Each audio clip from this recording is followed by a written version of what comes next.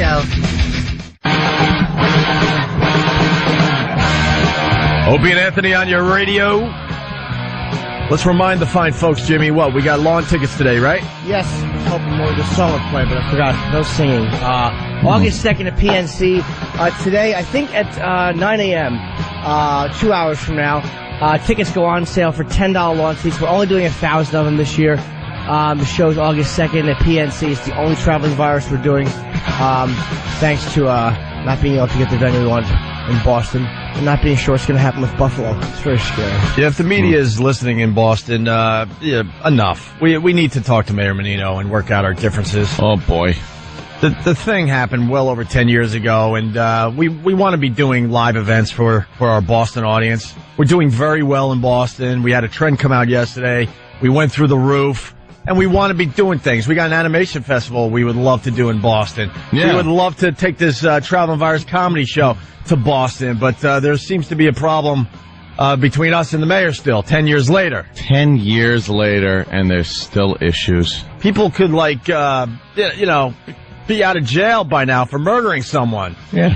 Let up a little, please. Let it go. It's time, sir. It's time. I don't like the way you said we want to talk to the mayor like someone's going to go, all right, get him on the horn.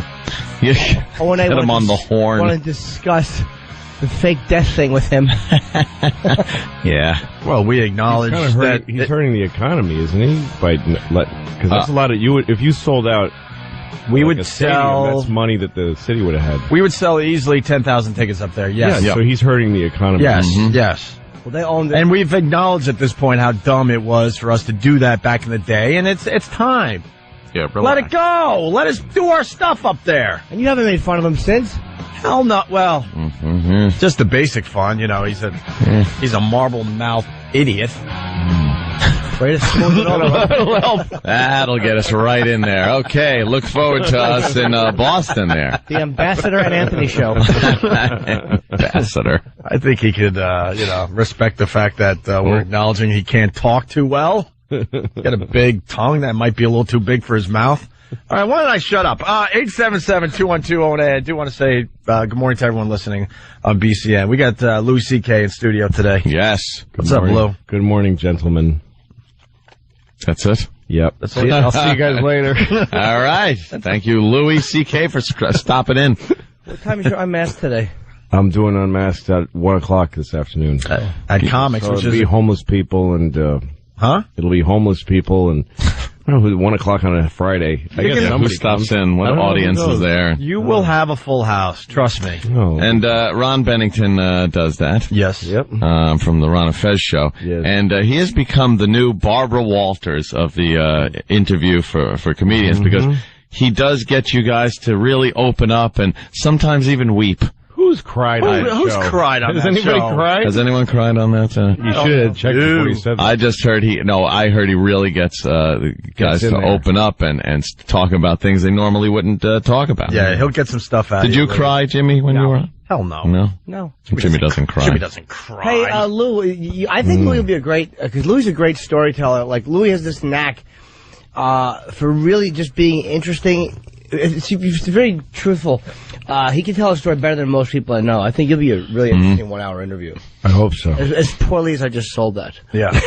I heard Louis doing a bit the other day on XM, and I think it was for the Unmasked. You were like they were promoting it or something, and I wasn't sure it was you, but I was listening and I thought it was very funny, and then it was like, and Louis C.K. will be. I was like, I should have known that was Louis. What was the story about? It was very funny. It was about your bank account being $10 negative. Oh, that's really, that's my old yeah. yeah. It was very funny though. Like you're so broke you can't even buy nothing because you don't have you have less than nothing. Yeah, no, it was about how I had like $15 in the bank and then they charged me for not meeting the minimum balance.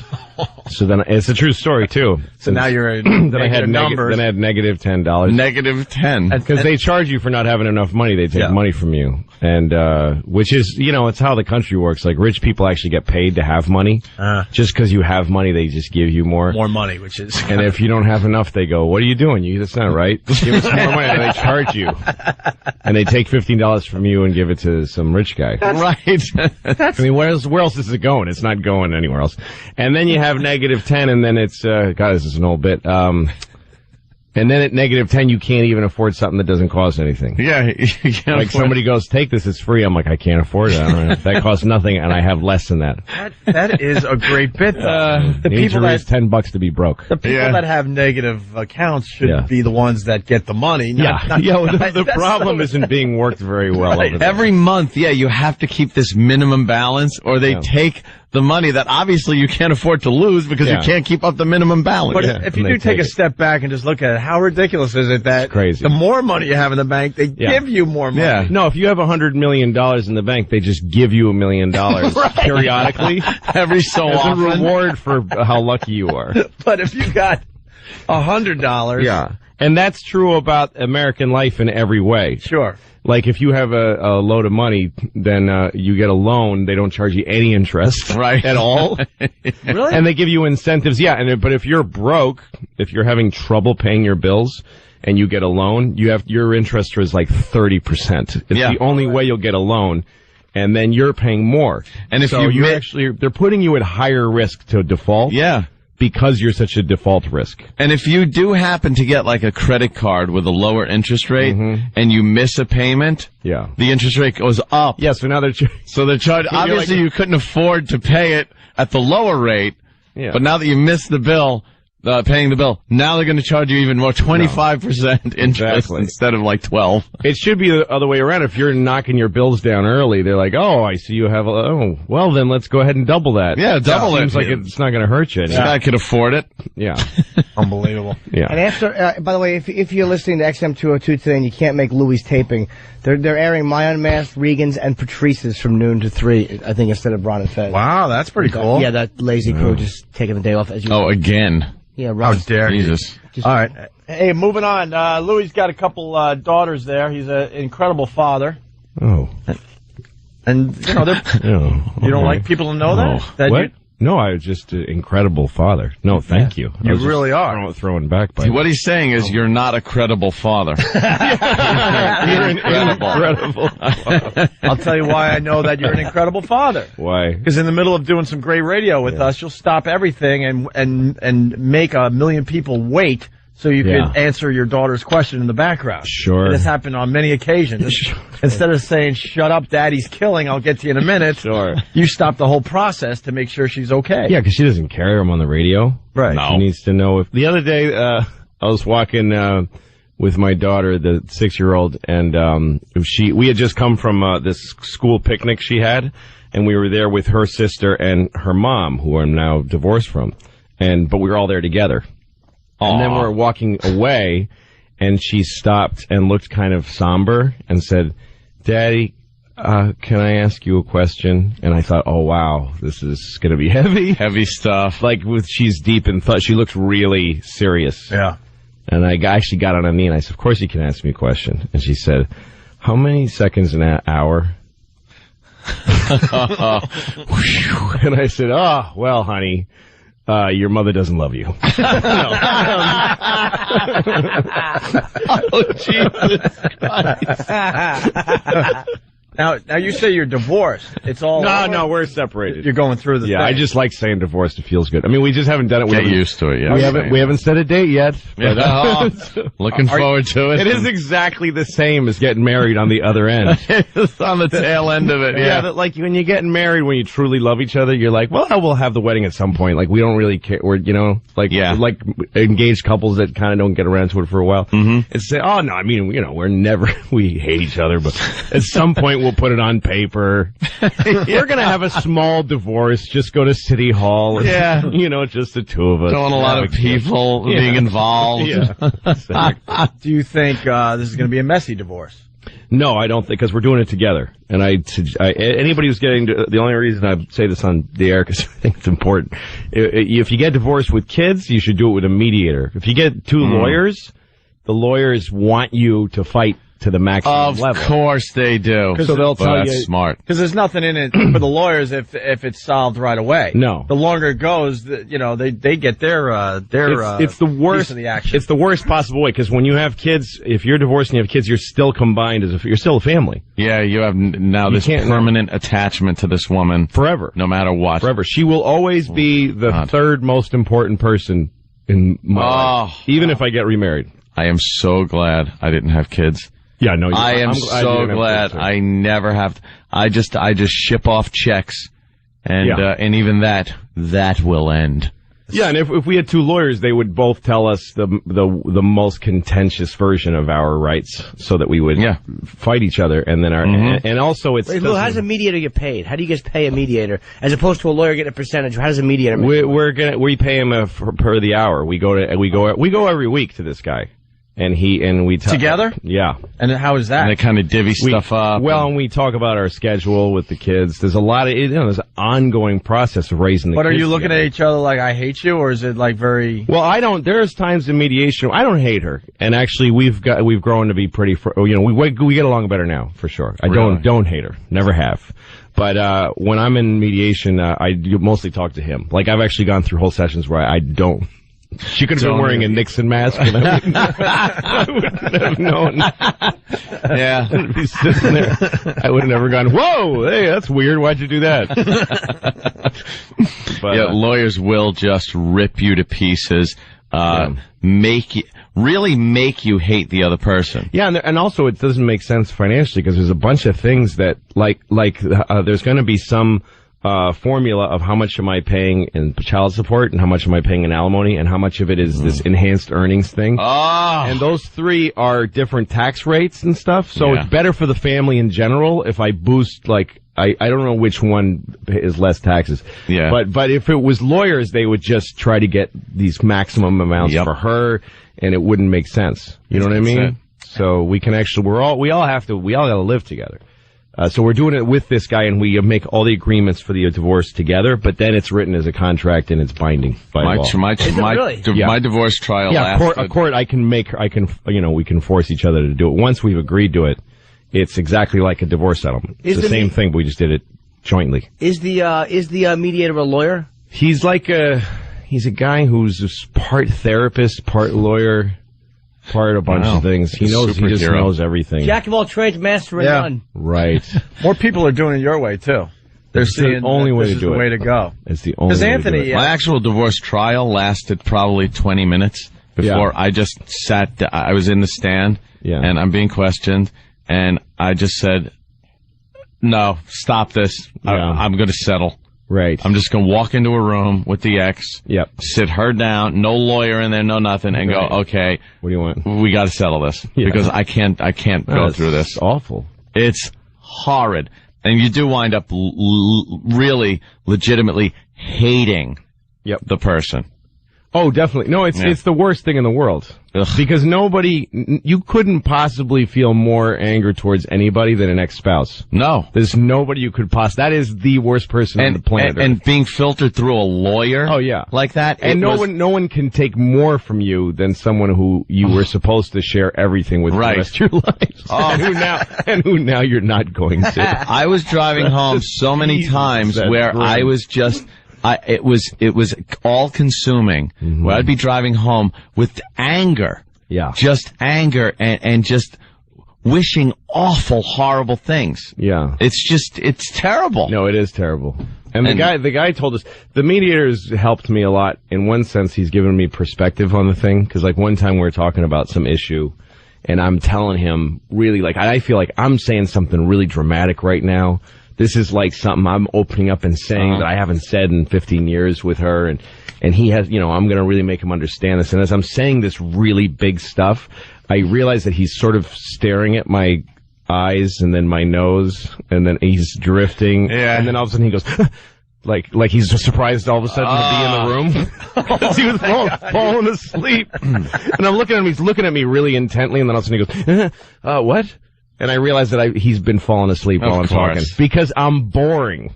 And we're boring. The whole thing is boring and common and he's stupid. heard it all. He's heard it all. He's seen it all. Yeah. And also, who cares? Like, I think it's this big thing I'm going through. Who cares? Yeah. Just another couple breaking up. Shut up. That's what that's the same thing I thought about the trial. Like, I'm thinking, I'm talking to my lawyer and I'm going, I got this. I was thinking about this all night. What if this and strategy? And it's like, no. You don't seem to understand. This is a formula thing. No. This is a math problem. This has nothing to do with you. No one's going to barge into the courtroom and say, Your Honor, I have evidence that's going to. It's this and this, and they take a little slide rule and they do that, and that's what happens. No, it's just America taking another dump in the love statistics. Yeah, that's it. You're a stat. All. Congrats, statistic. High statistic. How are you? High 70%. Yeah, Is it up to 70 now? I think it's about that. We really got to hit that 100% mark where nothing ever works out. I remember when it was like 50 or 60. Now they're saying I think 70. I might be saying that. Wow. The divorce rate? I might be making it up. Don't get excited. Wow. That's pretty high. She's still saying wow. I'm admitting It doesn't matter. You said it. Now it's out there. You just threw it through this microphone. It went out the airwaves, and now it's fact. Find that stat there, Stone Brain. Hey, so going back to your kids, there's a story that happened in a mall. I want to get your take on it. Simple as that. All right, it's a pretty good one. Mother outraged. Her 5-year-old daughter had an emergency, and she says store employees refused to help. The mother says she was eating at a shopping mall when her 5-year-old started screaming. Many parents can relate. It was a bathroom emergency. But when she went to the nearest place for help, they said no. She says her daughter had a massive accident. Well, now the store's owner is receiving death threats because of this bathroom backlash.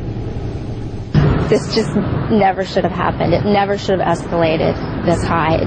But it did. Now one mother has started an internet campaign. And this store owner... People have called asking if this is my address and said my address to my daughter. And she was terrified. Says she's now getting death threats. Good. The only one that I actually read was the one that said what they wanted to do to me. That was... beat me with a lead pipe.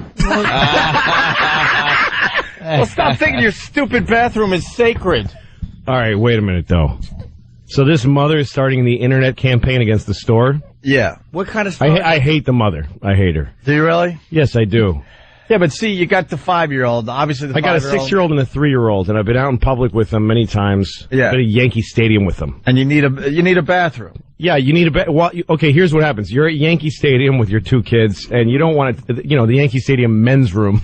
Right. It's pretty disgusting. Sure is. And I don't want to go there and be in line with my kids and then go into a stall that's just got, is just a chocolate-covered toilet seat. But I do it. Because I know later I might not have a bathroom. If her kid has started screaming, I have to go to the bathroom, that means she's a lousy mother. That's all. I can just tell you that as a fact. Oh, that she doesn't know how to take care of her kid. She should have maybe sooner found something. She's a self-centered, stupid mother eating a fat burger at the mall. Just an idiot. The key word there was massive. Yeah. The kid had a massive accident. I don't want to. Wow. I think there's more that's going to be revealed here. Oh, is there? Instead of us saying it, because like the lead pipe thing, came out of nowhere. I'm hoping these other facts come out of nowhere. Beat you with a lead pipe. Anthony said massive. Yeah. Massive is key to this story now. Okay. We'll keep listening. Okay. And this lady's now getting death threats because, she wouldn't let the mother with the young child use her bathroom. Because there's rules about it. Your public restrooms, when you have a store or a restaurant, your bathrooms are either rated for public use or not. You can't, it's actually a rule. So the woman's legitimate by not letting the person. It's a dumb bathroom. All right, let's hear. This after a Huntington Beach mom walked into Rocky Mountain Chocolate Factory. Louis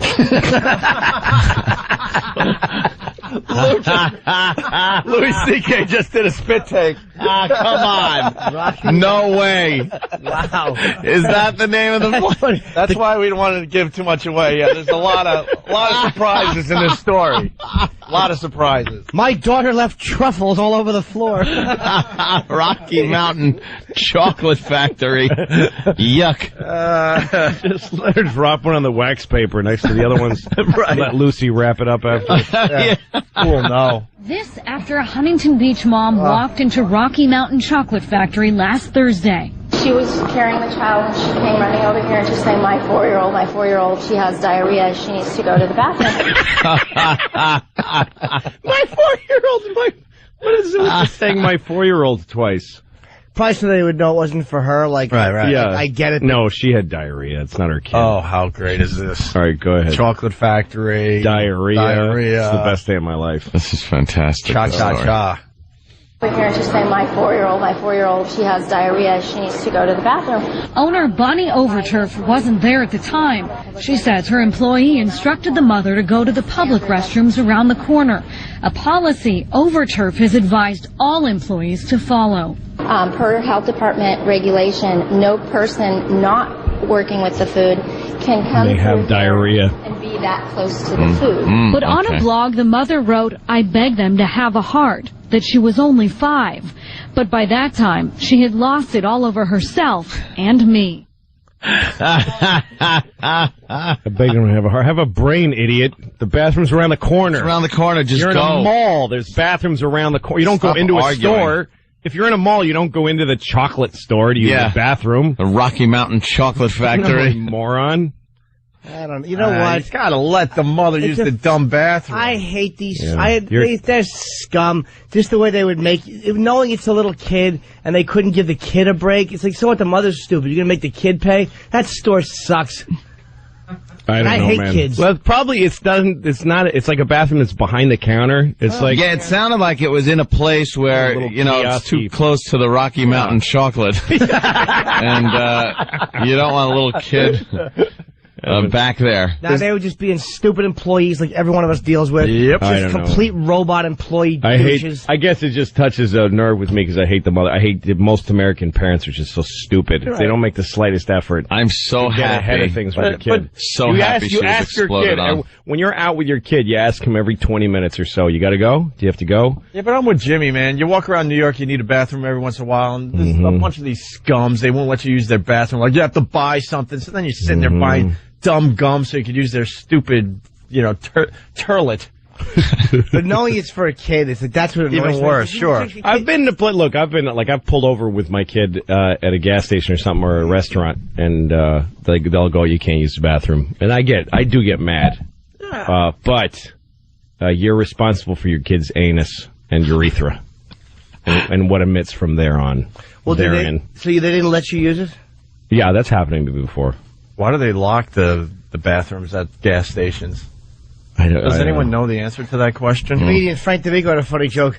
Are they afraid someone's going to break in and clean it? It made me laugh. Here's the last part of the story. This is what the mother wants everyone to do because of what happened. Had I been Bring a there, cork. yes, I probably would have allowed her to go in the back because I am a mother and I understand that. The mother says she ran into the theater next door to clean her daughter up. So far, over 100,000 people have viewed her blog, where she encourages others to boycott all Rocky Mountain chocolate I hate her. factories. I don't hate her. I love her. Yeah. Ugh.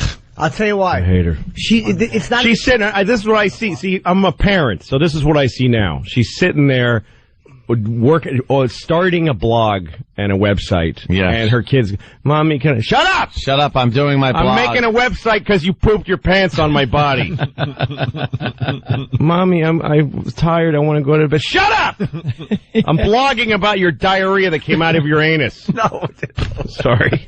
It was funny, but Sorry. it's all right. Here's what it is. It's so true. No, he's right. This woman is now, she has this purpose. Yeah, no, it's doing everything to avoid being any kind of You a parent. get so sick and tired of Yeah. dealing with this. It's not like it's everywhere you go.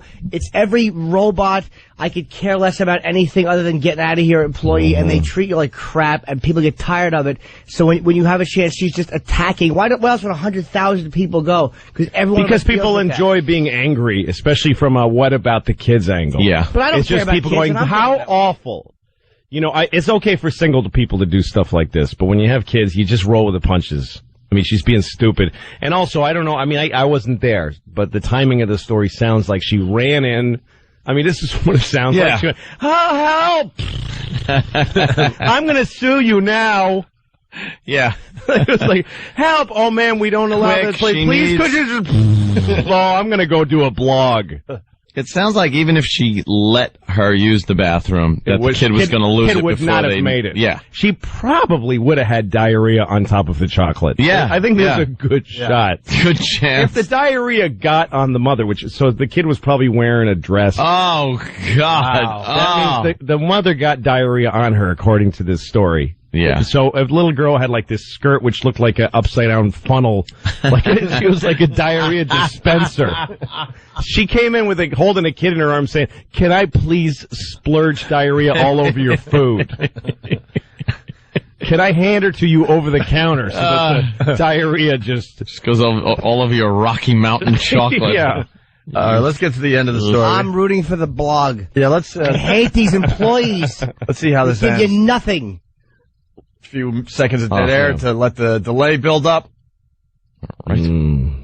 All right. Let's see what else we got here. Urges others to boycott all Rocky Mountain chocolate factories. On the mother's end, you know, what a sad thing. You know, here you have a child and we have an emergency, and where can I go? If I was a mother and I had to go and take my child somewhere, and am I going to have a door closed on me because I'm having a problem? Overturf tells me she apologized to the mother. She's also contacted police because of the anonymous threats.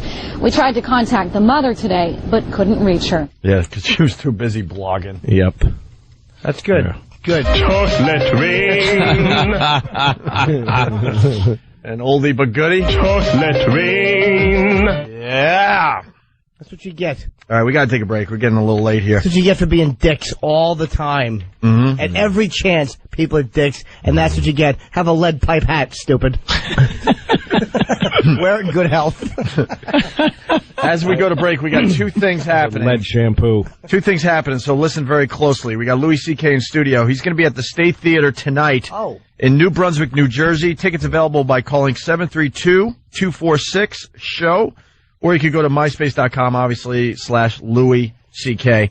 And then we got tickets for our O&A Travel and Virus Comedy Show going on sale today. $10 lawn tickets for the August 2nd show at the PNC Arts Center in Homedale, New Jersey. And Louis, you can't see at our show. Unfortunately, you can't hold out and wait to see Louis because he's going to be in Edinburgh performing in Scotland. Yeah. Aye. We lost Louis this year to Edinburgh. Scotland got him. Nice. Very sorry to be missing it. It's actually pronounced Edinburgh, I think. Oh, is right. Edinburgh, sorry. Edinburgh. I don't know. So Louis, if you want to see him at State Theater tonight. But we got our $10. It's a new hour of material too. So if you've seen me in the last 6 months, you're not seeing the same material. No, it's going to be very good. Yeah. Why don't you stop? Back up to an hour. $10 lawn tickets starting at 9 a.m. through Ticketmaster for the August 2nd show at the PNC Arts Center, the O&A Traveling Virus Comedy Show. We got Louis C.K. in studio today. Opie and Anthony. I'm dead serious about Mayor Menino. He's got to let it go, man. He's got to let it go. I don't think he's gonna with some of the comments that we've made. Got to get the word out. We want to meet with the mayor. You've got to get through one We're of a these big without part of making fun of him. I know. How about we let him We're a big part of Boston radio. We have an animation festival that needs to be done in October. We want to bring it to Boston, but we can't get a venue because, you know, he's holding a grudge, this mayor. can we let him throw pies at us, maybe? No! Lingy. And we want to bring the comedy show up there this summer, and we just can't do it. We can't get into Boston itself. Mm-hmm. He's got to let it go. It's been 10 years, Lo. 10 years we did a dumb radio prank. Did you ever tell Which him we you're sorry? acknowledge now. What? You did tell him you're sorry? Did you ever do that? There was attempts to get to the fine mayor, but you learn it's not easy to just call up a mayor. I think we did apologize on the news, and it came off as one of the most insincere apologies I've ever seen Do we have our in my apology? life. Like a John Rocker apology? It Like- was so bad. We were laughing during it. Yeah. We didn't know. The new apologies now are like, I am very sorry that you're stupid and you thought I did something wrong. Yeah, that's I'm pretty really much it. sorry of that. You I'm idiot. sorry I did that. I'm sorry I said those things. Because they're all forced. because they're all being Yeah. pressured, and no one's being genuine about it because they shouldn't have to apologize for everything they say that's not perfect. The whole country sucks. Yep. But it's time. He's got to let it go. We're going to be around for a few more years, and, we want to do cool things in Boston, and you got to just stop. He's not Stop already. He's not going to let it go, and he's not going to like the show anyway because it probably look. He doesn't have to like the show. I'm just saying. They're the only city that freaked out over the. The homeless shopping spree. Of course, the homeless shopping spree, and of course that. What was that thing that they get carried away? The Adult Swim promotion. Yeah. Everyone else Right. got it, but they think it's terrorism, and they shut the streets down. He's a boob. Yeah, no. Once you realize, it was just for a TV silly thing. Yeah. You stop being mad. You don't keep. Yeah, you don't keep being mad when you find out. This is what my ex-wife. How nice does that sound? That's what it was like with her. That she'd get mad at me because she'd assume I did something. Yeah. She'd go like, "You didn't call the pediatrician, did you?" Like she would never ask me, "Hey, did you call the pediatrician?" She goes, "You didn't call him, did you?" Didn't call, And did then you? I'd go, "Yeah, I called him. I went. He gave me a script. I went and got him, and the kid's on this stuff already, and we're set to go." And she go, "Okay, because."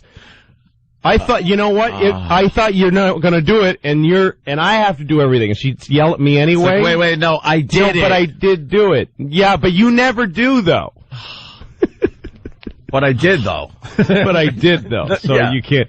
But you're still so that's what this guy does. That's what Mayor Menino does. I would make a conscious effort to do certain things that I was told I didn't do. Mm-hmm. Like, I didn't do enough of, or didn't do it. So you make this conscious effort to do it. Right. And then, if you slip up once, everything you did when you were doing it is negated, and all of a sudden it goes right back to, you never do this. No, that's exactly right. That's when you realize you're not storing equity with anybody. No, you're not. And you're not, that means you can't repair a situation. That means that somebody's mad at you because they're miserable. That's when you realize it's got nothing to do with you. Then it's time to leave. It does, It's just gotta time go. to go. When you get to that point where like, I'm actually changing and repairing some of my faults, but they still exist in this person's brain. Yeah. Because they didn't exist in the reality to begin with. Yeah, I'm really like, I'm actually a much better person than they trying to do something. It's like, okay, all right,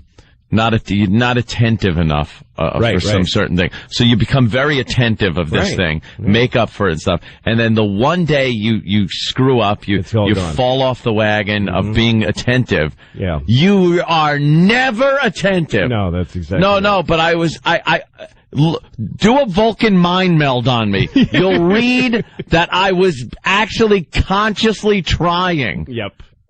No, you never. No, you never have. You never do. That's too much pressure. Time to leave. leave. Too much pressure. No, one big component contention we had was anytime I would go to work, I was leaving her with the kids. Like anytime I would go to work, by the way, to pay bills, to get stuff, stuff that food, so people wouldn't die.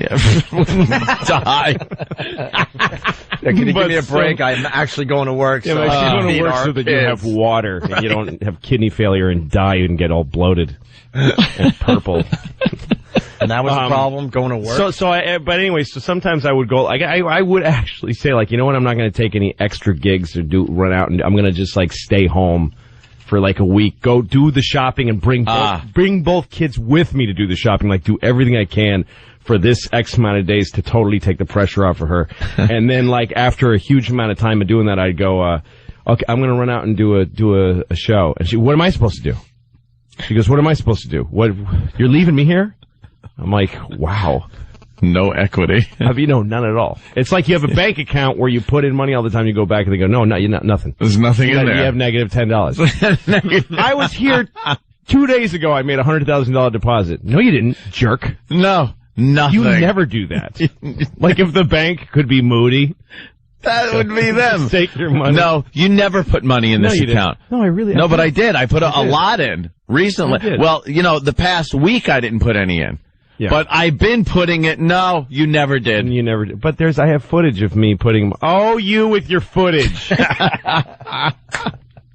Well, you're out of that. Ugh. You're out of it. I love it. Ugh. Can I ask you a question? What's one of, maybe you can't think of the most, because what's one of the angriest you ever were at your spouse? Boy, that's really hard to say. We're one of them. I know that there's probably not one like No, it's like the Woody Allen's joke about my parents only hit me once. They began beating me in 1947 and then finished in 1962 or something like that. You can't really pick out that special moment. Whatever, Don Gavin in Boston who said I tried coke once for 15 years or whatever. It's like that. It's like it wasn't me being angry at her. It was just a miserable 15-year misunderstanding. But I mean, what one video like 15 years of just slip-up miscommunication. Yeah, there doesn't ever seem to be this defining one, wow, that was a real bad one. It's just this underlying miserable. Here's what it was you're like. Stuck. Yeah, here's what it was. It's just every day. It was like, okay, Anthony, say you're just something really exciting happened for you. Like you just got your own TV show. Hey, yeah. Pretty good news. All right, let's just say. So you come home to bring this news home. Okay. Okay? Yeah. So just start, because you're excited. Yeah. You just start saying, I just got called by HBO and this is what's going to happen. And I'm your wife reacting to this. Okay, all right, go ahead. Honey, you're not going to believe this. HBO called. I got the show. This is going to be fantastic. I'm going to be have a show that this is going to. You're actually hurting my ears because you talk quieter. You're actually hurting. You're just talking really loud.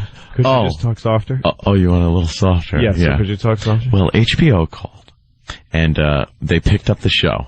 I don't know what what does that mean? You always assume I know everything about what does that mean. God, are you kidding? Are you kidding? Oh, God. And then eventually you go,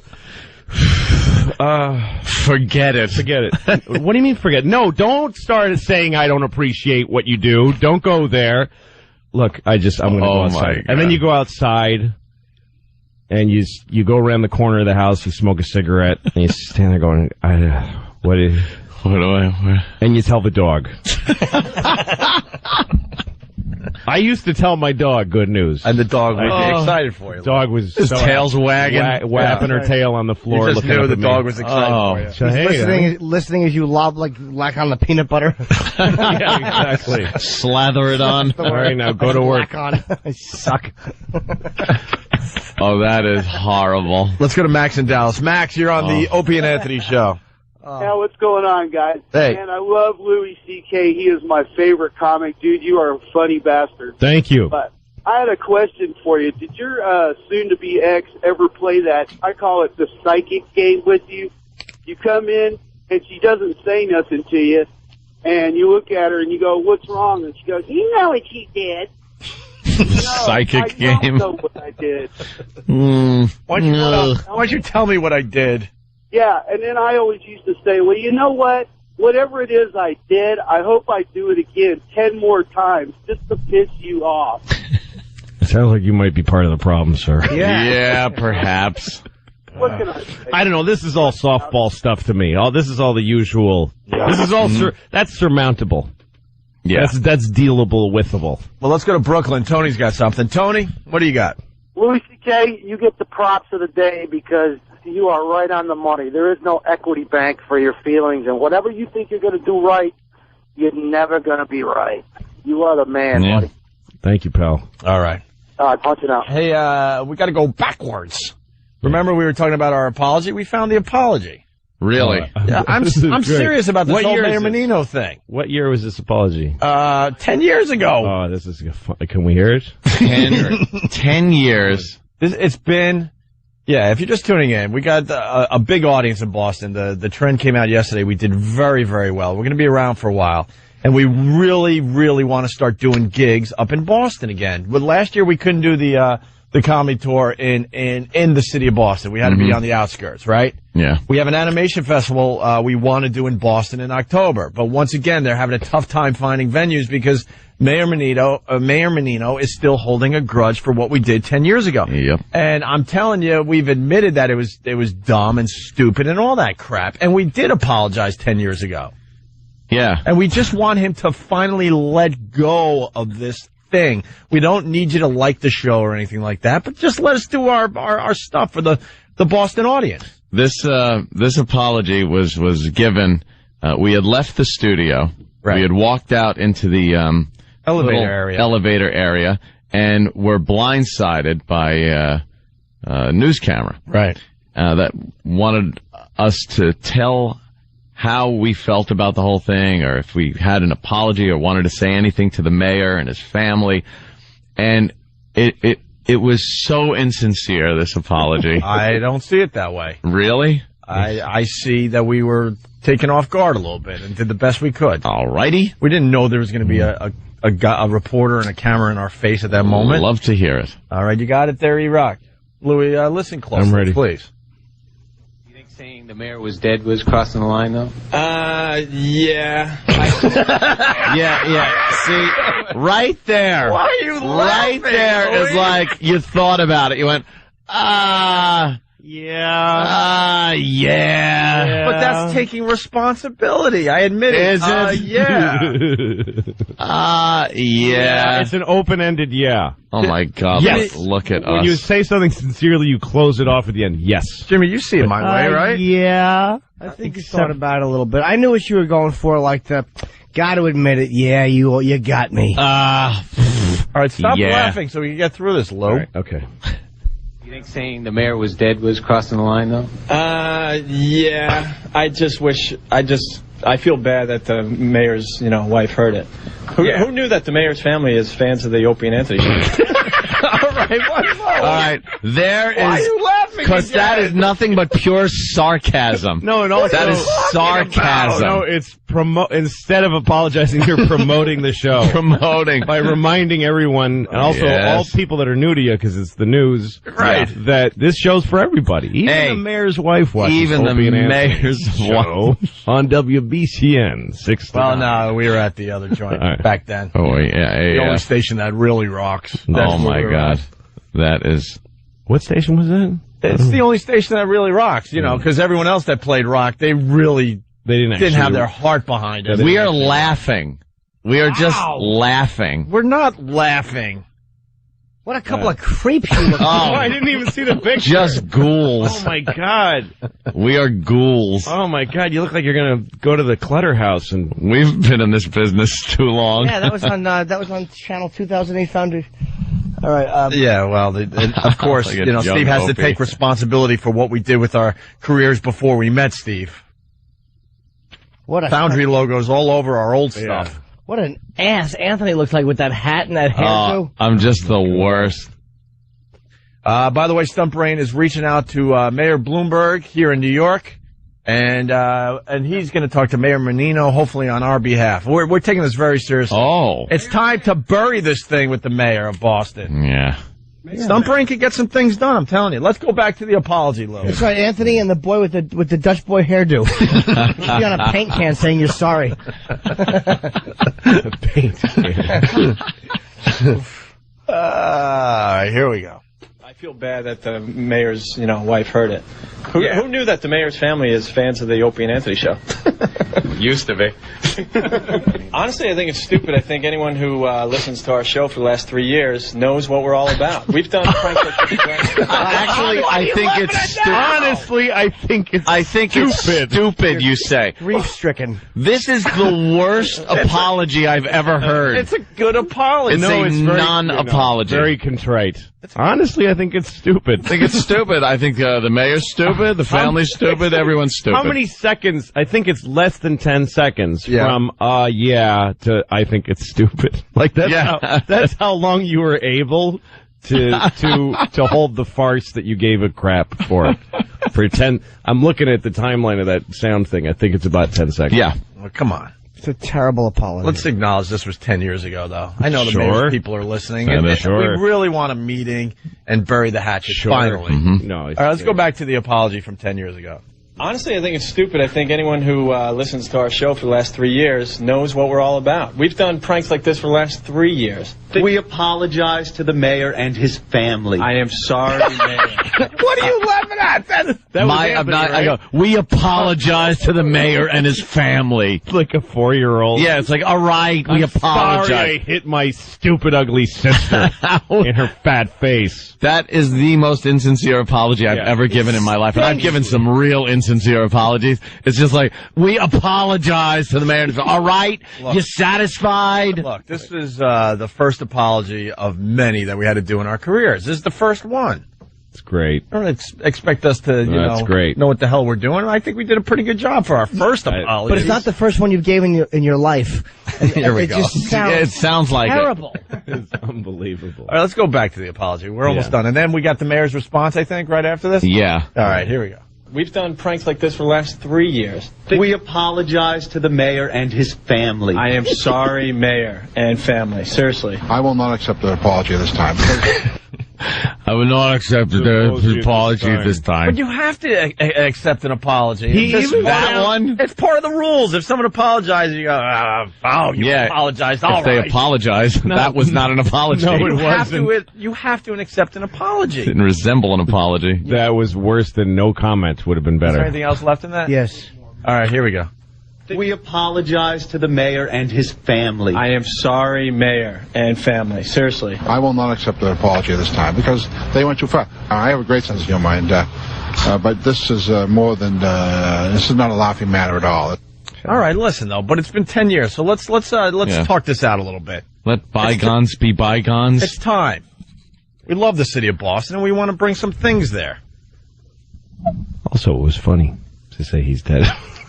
That's Louis C.K. I, at this time, don't think it was funny. Absolutely not, despite the fact I'm smiling from ear to ear at Lou's remark. They're all fair game politicians. Of course they are. But 10 years later, we still can't get things done because of what we did in 98? Come on! Even, Hillary Clinton campaigns with her husband after he had a woman do things to his thing. With Altoids in her mouth. Yeah. With Altoids in her mouth, and she's like, oh, but he's it's not that bad. I need him. All right, it's break time. Louis C.K. State Theater tonight, New Brunswick, New Jersey. 732-246-SHOW for tickets. And let's not forget the O&A Traveling Virus Comedy Show. We're only doing one. Sorry, Boston, because we can't get the venue we want up there. August 2nd, Homedale, New Jersey, at the PNC Theater there. A very good lineup. More comedians to be named. But the headline is 9 a.m. this morning through Ticketmaster. We got $10 lawn seats. Yes. Make sure you get those. Oh, wait, we're going to go to the FU line before we go to break. Thanks for calling the Opie and Anthony FU line. Here's the latest batch of FUs. You have 7 new voice messages. First voice message. I like to send a big FU to the neighbors in the neighborhood that had the barking dog, the old lady with the barking dog. FUs! Stick your effing dog up your effing you barking son of a bitch. Next message.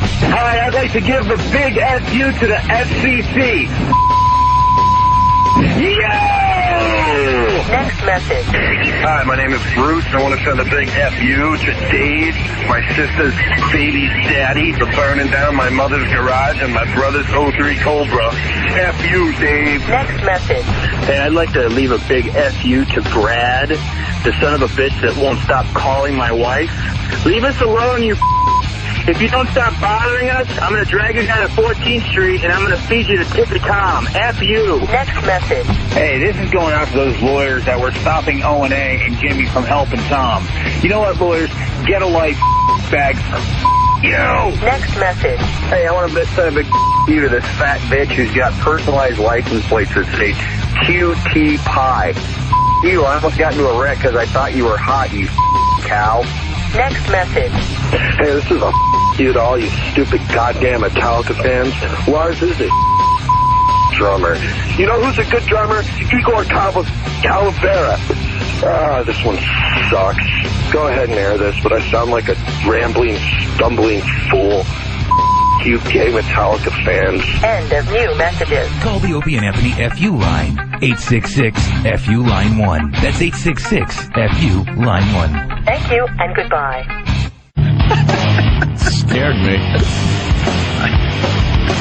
That is shut someone up. Good morning, it's Opie and Anthony, Louis C.K. in studio. We got lots going on still. We could go many different ways here. We got the gun thing down there in D.C. We got a car that's running on vegetable oil. We got a GTA crime spree that happened, out there on Long Island. Yeah. And then we got maybe a little movie talk. I gotta get the trailer, man. You do have to hear that, Jimmy? I have to. It's awful. Well, Wall-E is opening this weekend. It's getting like 90% positive reviews on RottenTomatoes.com. Another Pixar animation movie from Disney. And then Wanted, Angelina Jolie's movie with Morgan Freeman. Right with him. I wonder if he's going to play a different character in this movie, or is he going to play the same character he plays in every effing movie he The ever guy does? who says wise things with that voice. Oh, Yeah. Stinks. Very low spoken. Go back to Electric Company, you speckled face weirdo. Louie. It wasn't even that great as The Pimp. I bought that movie on Otto's recommendation, that dumb Christopher Reeve movie. What was the name of it? Streetwise. Okay. It wasn't even that great as a pimp. No. He's awful. Yeah. Andy Dufresne. Oh, drop dead. Andy Dufresne. I gotta correct I'd myself. like to say the sisters never got to Andy. Wall-E's getting 98% positive I reviews. hated Really? that movie. Who's the douche I also that hate decided the Wall-E. movie sucks? I hate Wall-E. I hate that little I've seen those little Pixar animations where it's a cute lamp. Yeah. Oh, it's cute. It's Little looking lamp up like a moves funny around. lamp. It's and there's got little squeaky eyes. noises. Shut up. Oh, that was some nerd animator just Yeah, sitting but that's there where it all working diligently. I know what you're talking about. That's where it all began with Yeah. Pixar. It was just a quick little 2-3 minute short. Those little things before movies that would, and then afterwards everybody would go, shut up. It's not cute. Don't like it. Morgan Freeman was good in Glory. I love him Was in he? Glory. Yeah, he was very good in that. It was hard to be bad in that movie. It was just a darn good movie. Oh, easy with the language, Lou. Going back to Mayor Menino before we get this trailer on, the people of Boston, they're suggesting that we ask for forgiveness. That's the way to go. We got to be more political with this. Oh. So Anthony Forgive and I are asking forgiveness today. It's a Catholic It's been city. 10 years. We're asking for forgiveness from the mayor because we really want to bring some of our stuff to Boston in the very near future. An animation festival, and maybe it's not too late to bring this You need to comedy tour You need up to there. do it with somehow with the Catholics. That's how it's a Catholic city. Yeah. And so you need to Yeah. latch on to a holiday like Lent or something, Mm-hmm. and you need to get a Catholic clergyman to say, "Oh, the boys have apologized to the Lord. Surely the city hall can." Yeah. You need to get sponsored by a Catholic priest type person. They're good at that forgiveness thing. Yeah, because you give them money and they pretend All right, well, let's pretend you're good when you're not. Let's get a priest And on the then phone you- from Boston. you Give need us to a get a call. Boston I'm sure a lot of them are priest. listening. They listen. Yeah. Don't. Why would they? Because they listen and they go, "Oh, these boys are not good boys." They listen and they. No, we're good boys. Of course you are. We really are. Yeah, and there's nothing that's happened recent since the mayor that would cause people in the church to be irritated. Why don't you guys forget it? They forgave us for this. Get it. Hold on, Jimmy. They forgave us for the Sex in the Church I thing know down they here did. in New York. Yes, they We're did. allowed to do gigs all over New York City. That's the Thank thing. you. You need very much. You need God to forgive you. That's why people have been using the church that way politically for years. Mm-hmm. When you can't get through with the king or the city hall or whatever, this has been happening since there's been a church. You grease the palm of the church and they go tell everybody that God forgave you, and you can't beat that. Yeah. If you get a clergyman to tell Menino and everybody else in Boston that you're forgiven by God, basically, he has to let you back in, or Yeah. else he's the devil. Yeah, they let us work back here in New York City after what Yeah, we did. exactly. Come on. He's really got to stop. It's over. It's done. Yep. It's done. Let's talk it over. We're looking for forgiveness. Here's the Eddie Murphy trailer that is driving a lot of people nuts around here. I have not anyway. heard it, but I'm sure it's fun. Oh, it's horrible. Well, we've pointed out over the last year or two that Eddie Murphy makes the same movie where it's Eddie Murphy as... And it's usually like a new movie starring Eddie Murphy. And Eddie Murphy. And Eddie Murphy. Eddie Murphy. It's like he's got to play 18 characters in movies now. Yeah. I'd love to see a drama like that, you know? Like, Robert Duvall and Robert Duvall. In the cancer story. He plays the rapist and the victim. He's the rapist and the victim and the old man who's dying of cancer. Well, he's all three of them with prosthetics, but it's not funny. Well- and he wears a fat suit, but for a dramatic reason, like a drama fat suit. Well, just when you thought Eddie Murphy couldn't get worse with this whole, and Eddie Murphy thing, listen to this. On July 11th, it's Eddie Murphy in Eddie Murphy. In Eddie Murphy. In Eddie Murphy. See, now he's inside himself. Eddie Murphy is now... Eddie Murphy. I can't even say it. I'm laughing. This is outrageous. Listen, you're not going to believe this one, folks. On July 11th, it's Eddie Murphy in Eddie Murphy. You put that thing down, the guy's an inch tall. You look like a wuss. This summer... Stop. Do you have superpowers or something? You have forgotten your weapon. He's saving the world. The fate of many depend on me. That's entirely too much force. From the inside out. Fire! Yeah, boy, yeah! Meat Day, rated PG, July 11th. Here's how this happened. Here's how this happened. A couple of comedy movie writers were on the Paramount lot working on some Eddie Murphy stink bag vehicle. Mm-hmm. And they were just like us talking about, does this guy have any move besides Eddie Murphy and Eddie? And then somebody went, Eddie Murphy in Eddie Murphy. Like, that's how dumb it is. Yeah. And then somebody went, oh Jesus, that's it. We're going to make money. Yeah. And they backed in the actual idea for the movie they started with the tag. That's how movies are made now. They started with what's going to be on the poster. Eddie Murphy in Eddie Murphy. And then said, all right, we'll have him as a giant robot thing. Mm-hmm. And then he'll be controlling him from inside his head. Yeah. How do we get to Eddie Murphy in Eddie Murphy? Yeah. We could make it a gay sex movie. Doesn't matter what it is. And they went into some executive's office and said, here's the next movie. Eddie Murphy in Eddie Murphy. And the guy went, just figure out a way to get to that makes any sense, and we'll give you money and you'll make it. Exactly how that crap I swear to you, that's how that happened. And then they figured out this stupid, and just as long as he goes, ah, and I do want to talk like this with my mouth wide. And then, of course, when he talks like this, just get him to do those things. And his little laugh. And then we make the poster and take another big dump on it. Sorry, jeez. When did people, like, he's a funny guy. Like, when did he start to become irritating? Like, what? Maybe because he never did, like, a real drama. I didn't like Dreamgirls. Is that why? Like, Pryor did dramas. He was a better actor anyway, but he did dramas. Yeah. Like, he did Lady Sings the Blues. He did Blue Collar. Difference between those guys to me, because Pryor was like this really genuine guy with this great personality and soul and stuff. Eddie's he's like an athlete. To me, he's unbelievably funny when he's funny, but it's just this ability he has. You know, like when you watch an athlete and you're so in awe of them, you start to think they must be amazing as a person, and then they talk and they go, duh! And you go, wow, you're not even aware of how cool what you do is. You're not, your brain doesn't measure up to your courage. Eddie's the same. I mean, he's just basically, he's a rich guy from Hollywood. So he used to be this young kid from Brooklyn, but he was driven by hunger to be successful. Mm-hmm. He wasn't a guy. I mean, Eddie Murphy, Richard Pryor was so full of incredible feelings and thoughts and ideas, and you put him in a movie, and it was great. So you're saying that he lost his edge? Yeah, he gets a little lazy because you got the money and everything. Yeah. You could imagine. I mean, I don't know him, and maybe he's the other way is he's just a businessman. Like, whatever, the guy who owns Kellogg's or the guy who owns Exxon, or people like, God, that guy stinks. Well, no, he's just slamming down the bucks. This guy's making millions of dollars every year with movies that totally people definitely go to. He's got a sustaining box office quotient, but that doesn't make him interesting. Just makes him some dude with a lot of money. I wonder how much his movies make, because, I mean, obviously people do go to him. I mean... he doesn't have... Still do well. He doesn't have bombs, for the most part. Yeah. No, and also he gave up on guys like us who actually liked him when he was a young comic. He doesn't care about us anymore. These are for kids. These movies are for kids.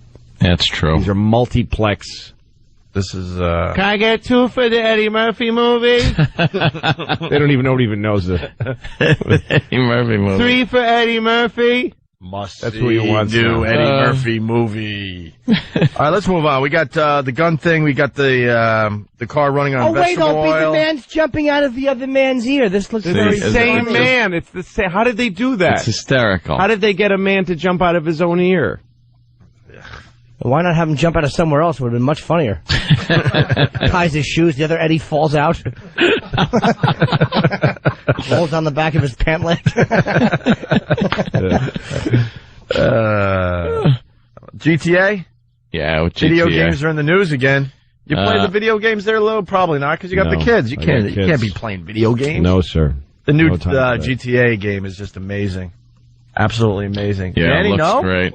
You gave a look like, eh? No. Nothing. Uh-oh. I played that game once. I just liked walking around town. I didn't get involved in the crime. Like, I actually You just had the walk guy around. walk around, stood on You the just corner wanted to for be a while. a law-abiding citizen in GTA? I just want to be a wallflower on GTA. You just are a walking around. weirdo. Just walking Hop in a around, cab, hanging around. pay for it. Yeah, hop in a cab, drive the speed limit, stop at the red lights. Yeah. You could do that. Stay out of trouble. Let the hooker keep her money. Sure. All that stuff, sure. Dude, I tried playing that game once because we were all in it, and all I kept doing was backing into the fence. I wanted to kick my television over. I was so irritated. I couldn't control the No, that's clicker. why, seriously, what I really did do was stay out of trouble. Like, you can tell where the hot spots are, and every time I heard sirens, okay, I'll just stand over here by this building, wait for that to go by. Just stay out of trouble, see how long you can play the game. Can you walk around all Stay day away and from just not be bothered?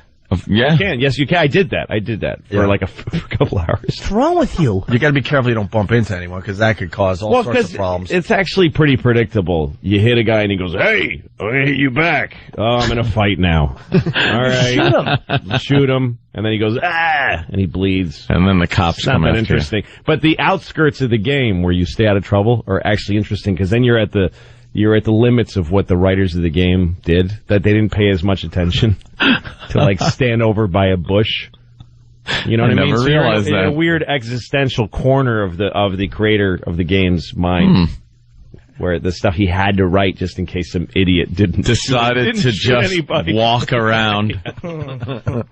Yeah, it's better than whatever. Well, let's see what's going on with these 6 kids out there on Long Island, I believe. Of course. Where else would they be from? 6 teens are accused of carrying out a crime spree cops say was inspired by the popular video game Grand Theft Auto. Nassau County Police say the boys, who range in age from 14 to 18, attacked several people while trying to copy scenes from the game. 3 of the boys allegedly beat and robbed a man in New Hyde Park. They later met 3 others in Garden City, where cops say they forced one driver off the road and mugged her. She was able to escape and call police. The teens are now being charged as adults all face robbery charges. So why the yes, Danny? Well, I just love how neither the news nor the Newsday article that reported this story bothers to tell you that, I mean, the reality of it is that Grand Theft Auto 4 is an M-rated game. There's ratings on video games just like there are movies. And I think 4 out of these 6 kids weren't even of age to even be playing the game in the first place.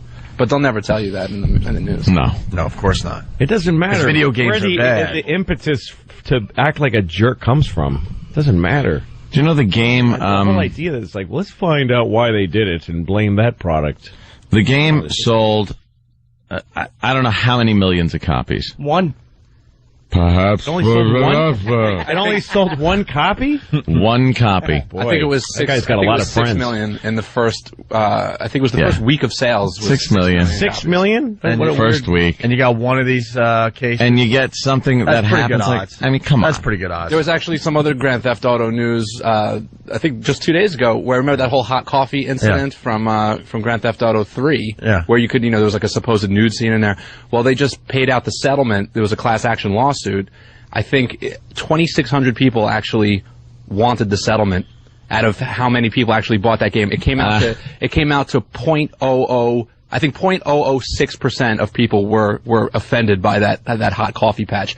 And the article had went on to tell you that it was really the lawyers making money off the lawsuit rather than the people who wanted the settlement. Sure. So it wasn't even anybody being offended. It was just another case of lawyers wanting to make more money. No, I get, when you get like a notice from Apple Computer or something saying somebody sued us for you. Yeah. Here's a penny. On your behalf. Those are class action. Class action lawsuits. What? Right. You're offended. Don't worry. Here's a penny. Here's a penny. Yeah, What? we Enjoy. understand what you needed. Yeah. What happened?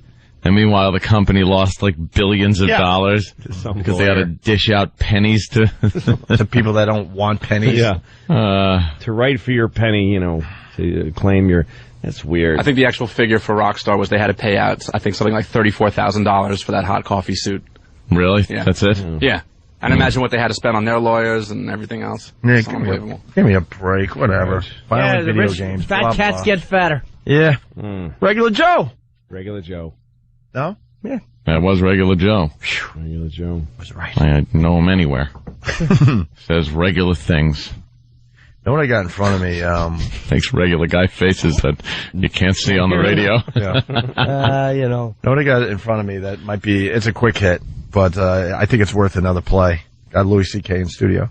Big A and Tippy Tom getting their exams from last Friday. You know, I didn't hear that. Oh, my God. The Tippy Tom, we'll play that audio before we get out of here after the break, but Big A will be the warm-up act. Yeah. Dr. Steve comes in every once in a while to do a radio show, and his thing for a while was to give exams up the you-know-what. Prostate exams. Yeah, there you go. I guess we could say that. Sure. And it was Big A's turn. A lot of guys on staff have taken the exam from Dr. Steve, and it was time for Big A's. And this is how it went down.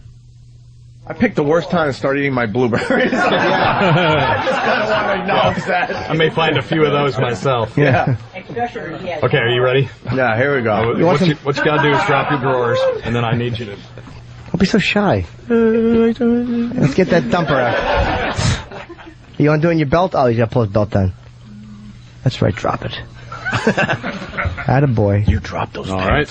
Yeah. And now, yeah, they got to go down to... The underwear's got to come down, sweetie. Yeah. And bend over the... Bend over. Hold on, we got to get the mic by Big A's mouth. And, Big A... and for Ron and Fez, when the... you got to go Big A, all right? And hold on, take that... Hold on. There you go. Someone... No, hold on. I got to move back because I'm doing go. you. So there's my friend. a nice Big A for Ron and Fez. There's my finger. And... Big A! Is that the finger going in? Really? Oh, you're killing me. It's like, really? Sorry. I know, it's ridiculous. But I think... Stupid rules.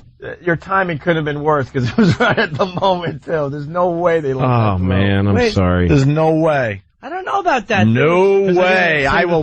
How much I got on me? I'll bet anyone. There's no way that made it. Did it? Yeah. How you can't talk about. We can say anything. prostate Got exams. dumped? It so got dumped. And it was right at the moment, too. Right at the moment. There's no way you can say that. I think it's ridiculous, but rules are rules. He said, here's my finger. And that's it. Yeah. You can say then that. you can't say what it's doing or anything. Oh. Yeah. It's not really... But I'm from the school that the listeners are smarter than we give them credit for. So when you hear, here's my finger, you know what's going on. It's not even about No, that. you're right. It's about the lawyers not... No, look, I don't argue with it. I just don't know the rules well enough. No one does. I'm not, there's no point in arguing like, this is stupid or unfair. It is what it is. It's just I don't know the rules well enough. I keep stumbling. But no one knows. I don't want to make the mistake. No one knows the. Do you understand? Right. I know, but if you know any version of them, you stay clear. You stay clear of the border. Don't ever learn the rules, because then you're going to lose your edge there, Lou. Well, no, because then you're going to overthink things.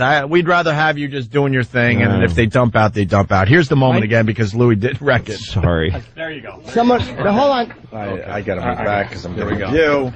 So there's My friend. a nice Big A for Ron and Fez. There's my finger. And Big A!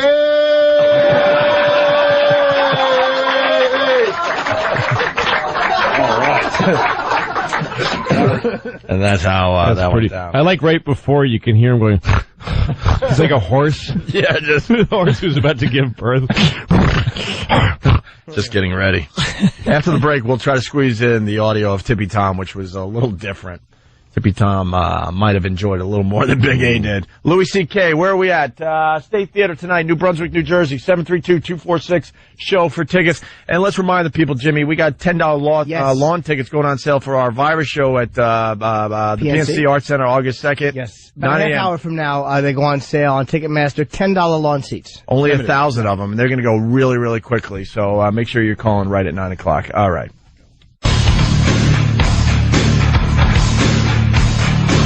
Opie and Anthony, Louis C.K., Jim Norton, and you, the listener. What are you doing this weekend? That's a good question.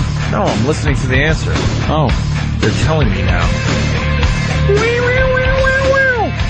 I guess there's a big get-together at F.H. Riley's. A big get-together. My brother, who hasn't been seen at his own restaurant in well over a week. Wow. As he recovers from ridiculous surgery. 400 New York Avenue in the heart of Huntington Village. Somebody will be cooking the food. My brother, I don't think, is cooking yet. My brother had his tonsils removed. And it's safe to say he's way too old to be getting his tonsils removed. Oh. Yeah, that's a kid thing. He pretty much had his nose broken. And then they scraped out the cartilage in one nostril so he could breathe again, because he found out that he's only been breathing through one nostril for a very long time. Then, if that wasn't good enough, they did something with his jaw. I think they had to I don't know, do something, scrape away at the jaw or something. Was he having this thing when he was slept? Was it collapsing on his throat or Everything something? was collapsing, yes. Oh. Yes. And then the doctor said, you know what, while we're in here, by the way, this all happened at an office park. In an office park? And he left a mere couple hours after this surgery. He learned that from my dad. My dad was always all about that. And then he had that punching bag. What is it called? The uvula? Uvula. Huh? Uvula. Uvula. Cut in half, basically. Yeah, I don't know. But he did it all at once. He was smart. He's a bad month, and then he's done. I had a ear, nose, and throat guy tell me, because I used to get sinus infections all the time. If I got a cold, it would turn into a sinus infection. Yeah. He said we should go in and mess around with your septum and all this stuff in your sinus. And I asked him what actually happens. He's like, well, we peel your face off, and then we go in and cut a chunk out of your head, and then we sew your face back on. And I was like, that's all right, I'll have a cold for the rest of my life. Yeah. I just didn't want, it just upset me to know how he said literally like they peeled back a large portion of your face. Where do they cut and without scarring? dig in there. They chunk away. But you know what I do instead? I use saline spray up my nose every day. I use it like snuff. Oh, really? I no longer get sinus infections or allergies or anything else. I'm 1,000 times healthier. And it's safe? Because I just keep washing my nostrils. Yeah, but mine are messed up. I can't breathe. I can't breathe at night. I actually called my Uncle Mark yesterday. He's an anesthesiologist. I'm like, can you recommend someone in New York? I can't breathe. I can't breathe, goddammit. That's exactly how it feels. Don't get what my brother got done. I mean, he's going to be all right, but he's in hell. Doesn't matter. The first 3 days, he didn't even sleep. He was like throwing up blood, basically. He's lost, the last I checked, he lost 15 pounds. The surgery was good. The surgery was a mere 10 days ago. That's too invasive. And he told me the other day he's finally on the other side of recovery, but it's been a complete nightmare. Can you imagine these guys are cutting your uvula in half? That's kind of. I think some of these doctors are really cavalier with that stuff. But it's like, I got an irritation on my face. Oh, let's cut it off. Yeah. Really? I don't know. It might work. His wife was, it's not my face. I don't care. His wife wasn't happy when she found out that this was all being done basically in an office park. You know, where they make little electronics and stuff, and then there's a doctor doing this crazy surgery. Right next door, there's a cabinet maker. Right. I mean, it was a reputable doctor, so I mean, but still. So we're thinking about my brother today. He's still in hell. Still in hell. He was smart. Do it all at once. Get it done. I don't care if it feels like there are nails being driven into my nose when I recover. I don't care how much it hurts. I gotta get it done. Well, yeah, then all right. We're not going to see you for a while, but you've seen me in a few days. I'm fine. I'll recover quickly. I'm telling you, they call me the quick recovery kid. That's my nickname in high school. Yeah, I would always get surgeries. Wow. And recover quickly? Boom, immediately. I walk right in from the hospital. You must have gotten the girls with that. That's right. One damn Robert Redford. You recover really quickly from surgery. That's right. By the way, I don't want people to think I'm crazy. I was listening to the answers, and Jeremy from Maine said he was getting married when I asked what he was doing this weekend. And I forgot his name already, because there's too many people talking to me now in my head. But another guy's going to go check out minor league baseball this weekend, so. Mm-hmm. And they're still coming in. What? I said, what are you doing this weekend? And the listeners were answering me. What? They were, Jimmy. I'm telling you. Are you like that girl from Romper Room looking in a mirror and saying, I see Joey? And yes, that's me. Wow. I hear these people. You're like Pat Robertson or whatever his name is. Yeah, remember those? There's a woman in South Dakota whose knee hurts. Right. Yeah. And I'm fixing her knee. Mm-hmm. from afar, and there's a man. This guy endorses presidents, and people listen. Yeah, and people listen, and he shuts his eyes and does that thing. Oh, there's a man. The problem with your leg will be taken care of within the next week. Okay. Well, really? There's a man in Wisconsin whose foot is asleep. And I am now waking it up. It's pins and needles now, and now it's fully awake. Praise the Lord. Charlatan. Have you ever walked down pins Guy's and the needles devil. and it hurts so much you think if a guy was chasing me with an axe, I would just collapse from him and kill me right now? Yeah. I couldn't run if I had to. I'd point at my foot and go, hit me here, hit the foot, please, with the axe. I love that. That tingle it's maddening. It's the worst thing in the world. It really is the silliest thing, because it's maddening, but then you find yourself laughing trying to walk on your lame gimp leg. No, it is. It's tickle agonizing. Yeah. All it is. You put it perfectly. That tingle is maddening. Yeah. Like you feel a tingle and you're like, I want my life to end right now. I really want my life to. I would, if I had a gun, I'd shoot myself just to stop this 40-second tingle. It's the blood returning, I believe. Yes, it is. Yeah, it is. Hey, Anthony, what are you doing this weekend? Someone wants to know if you're going to the range, you and Jill. Has she gone to the range with you yet? No, I have not. She's not joined me at the range yet. Yeah, we could do that. Mm-hmm. And then we have a couple of activities, things to do. Mm-hmm. But I don't have any plans. Mm-hmm. Okay. See, I was just trying to relate to you as a person. Oh. See, then you would say, what are you doing? And then people would think we actually, care about each other. What are you doing? I'm not telling you. Why? No, actually, I was doing the range thing because of the gun thing in D.C. Yes. I was actually saying, and then Thank I decided God just to make a Supreme dumb joke. Court has Are you a gun guy some there? common sense. I have a gun that shoots blanks. I have a box of blanks. I hear that? A box of It looks blanks. like a Beretta. It looks like a 9mm. Yeah. I bought it for this little short film I was going to make once, and then I used to use it when we were upstate. I used to shoot at deer with it. With blanks. With blanks, and they just look at me. Like, we're not this getting guy hit by is the bullets. lousiest shot ever. You're pointing right at me. That's You're missing. That's loser. psychotic. What, to have a To scare the crap out of the deer like that. Why is that psychotic? You should just kill the deer. Oh, well, I don't know. You can't shoot deer from your backyard. It's illegal. No one's going to know. Yeah. Well, who's going to know, really? It's not. I don't obey the law because I don't want to get caught. I obey the law because it's the right thing to do. Boy, Lou. Mm-hmm. What's the deer going to do? Go tell on you, you little fruit? Who shot you? The redhead, the Mexican. You'd never think he was. He's dead. Dies in the police station. Exactly. Signing a statement. Well, for the gun lovers out there, this is what went down in D.C. yesterday. Yeah, biggie. A landmark ruling for advocates of gun rights. It's a great day for the city of Washington and for all law-abiding Americans. With its 5-4 decision to overturn Washington, D.C.'s 3-decade-old ban, the justices have determined all Americans can have handguns. And I'm very happy that now I'm able to defend myself and my household in my own home. The decision, a crushing blow for those who say more guns will lead to more violence. There are too many lives that are tragically lost by accidents and other shootings that happen because the gun gets in the wrong hands. In the wrong hands. Mm-hmm. Gun ownership, it's a responsibility. You have to be responsible. It's also your right. And it's like anything else. It's like driving a car, which isn't even a right. It's a privilege. Ooh. And people drive like idiots and mow down people and kill more people in a year than accidental gunfire.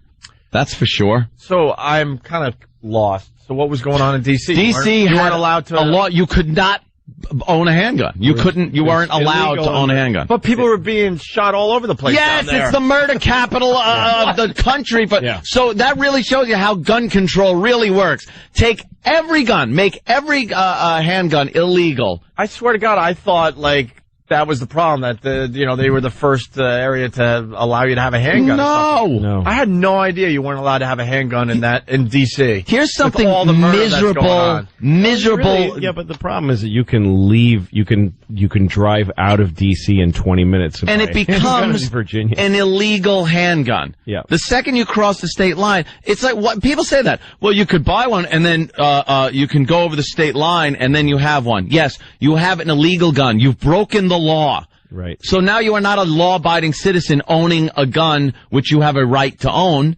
You're breaking the law. And now the law-abiding citizen that would never do that because he knows you're breaking the law cannot defend himself against you with your illegal gun because you're not allowed to have a legal one in your house. Right. It's crazy. So they overturned it.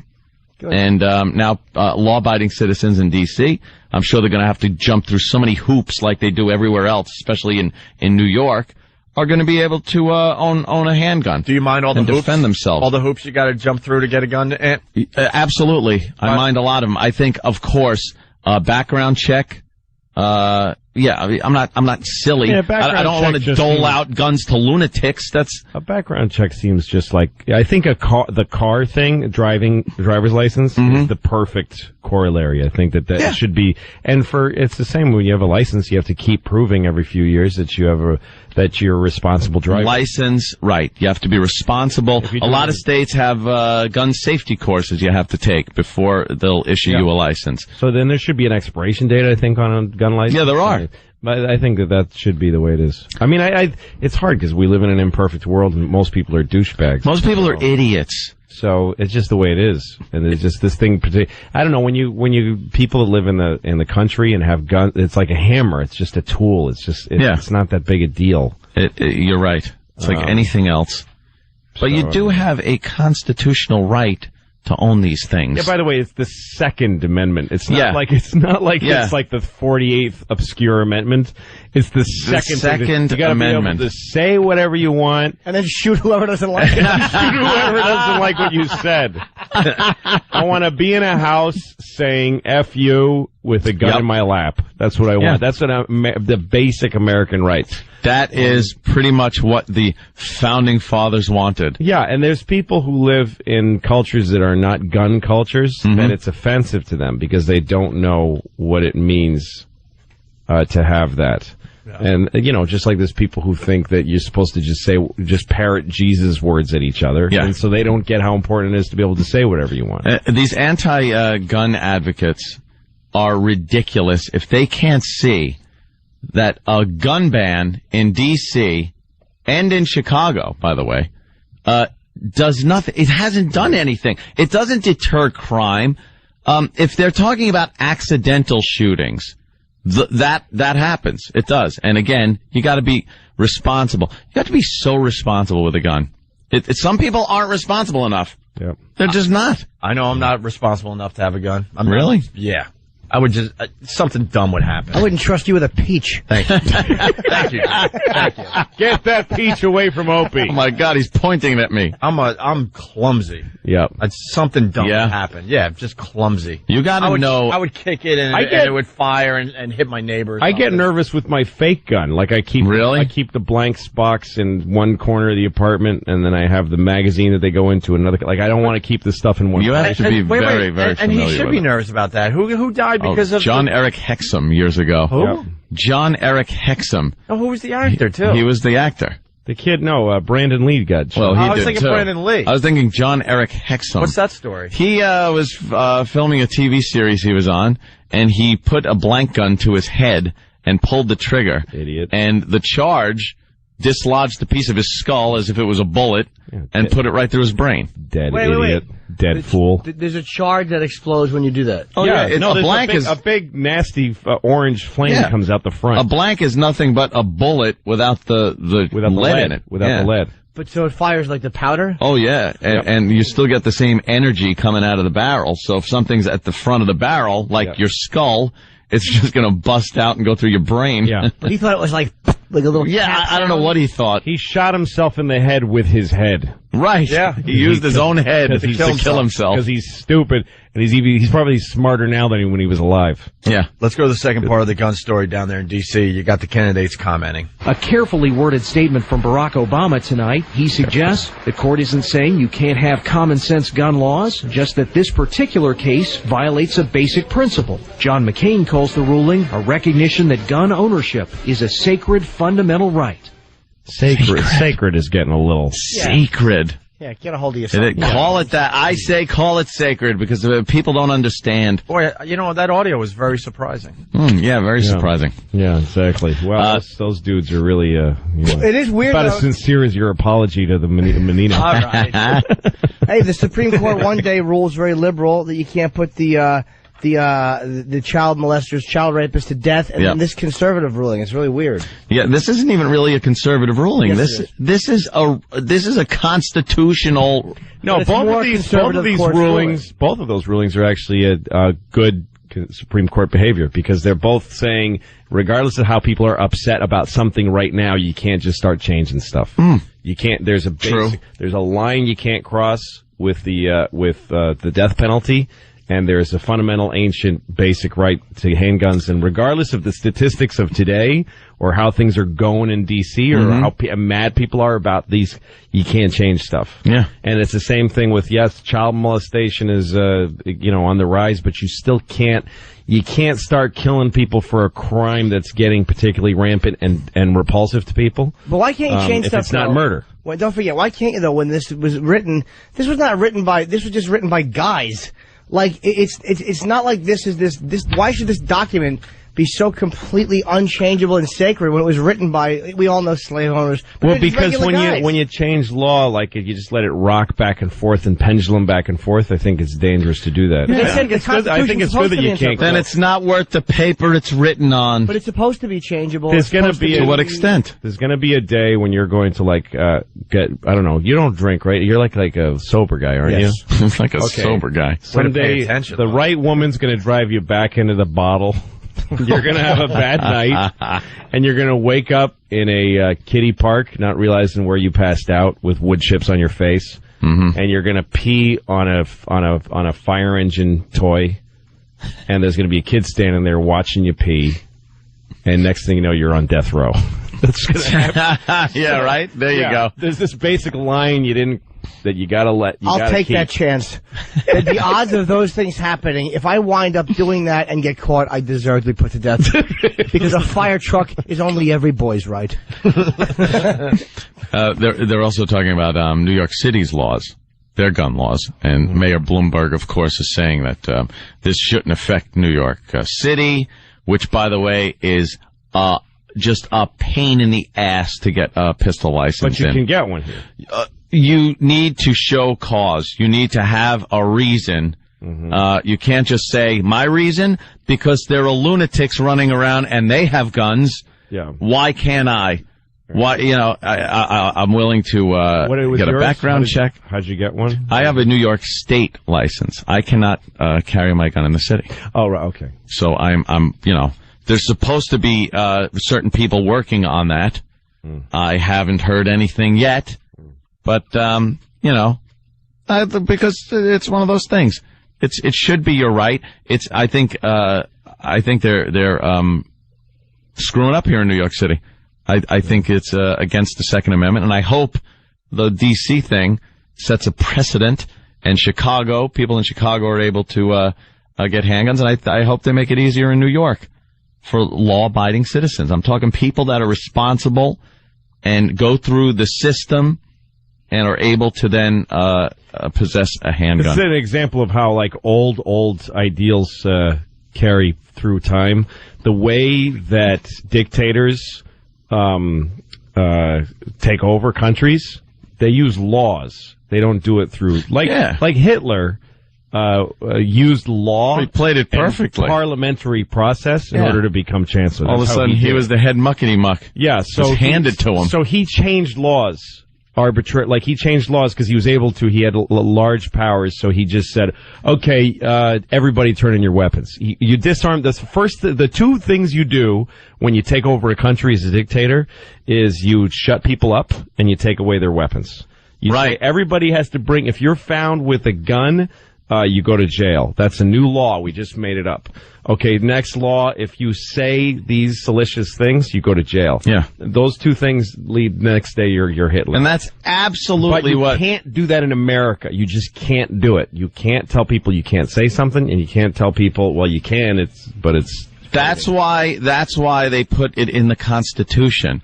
To protect the American people against a tyrannical government, because the government has to know, holy crap, these people are armed. But it was They're the same people that got England thrown out of here just by having their hunting rifles with them in their and houses. Yeah, everyone is armed. We're crazy if we think we can just sweep over these people and be a tyrannical government. It was to protect from basically an external force coming into. I'm not against guns. No, either. but also it's it not was an external really force. protecting It's against their own from government. Their own government, because they saw how that worked in England, where. They were. And it's the same thing with the government's ability to punish people by death, right? By using laws against the citizens. But if you have guns to protect yourself from your own government, why all of a sudden can't you change the laws?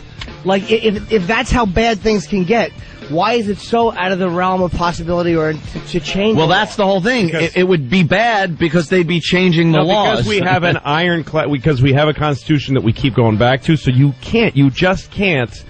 As a new leader, say, okay, no more guns. You just can't do it, and you can't say, okay, you can't say these things because the Constitution is so bedrock. But you know what? That's why when things overrated. change, you don't want to. It's overrated. I don't think so. It really is when you look at it. I mean, a lot of it was great. Yeah. But some of it might be a bit outdated. It was written by a bunch of guys protecting their own interest at that time. I think fundamentally it's pretty good. Yeah, I agree. It's worth defending. Yeah, to a certain point, but from decade to decade, it holds up better than somebody with a fiery speech ability to just change stuff. Sorry, that music means I got to shut up, right? Well, it's all right. Look, I'm a loudmouth. I'm boring. A loudmouth. No, you're a loudmouth. Not at all. That's a good set, and we should continue with that discussion down the road. Absolutely. Yeah. I can't even get. I really am not against guns. I just think that the NRA is like, all right, already, we get it. No, they are. I think there's douchebags on both sides. I think that guy from that clip who's going like, I'm glad now I can defend. Nothing's ever happened to him. Nothing ever will happen to him. You never But he's know. enjoying, I'm glad I now get to have a gun and an erection without people bothering me. Guns are great to have. It's a great feeling of security. Yeah. It's great to go to the range, blast off some rounds. I think a lot of people that want to have guns are stupid and they're morons. But then there's people who aren't. Guess which one you are. I'm still trying to figure that one out. We all are. All right, Louis C.K., State Theater tonight, New Brunswick, New Jersey. Tickets through, just give this number a call, 732-246-SHOW. And for us, O&A Child and Virus, August 2nd, PNC, Jersey. Lawn tickets go on sale today in a mere 2 minutes.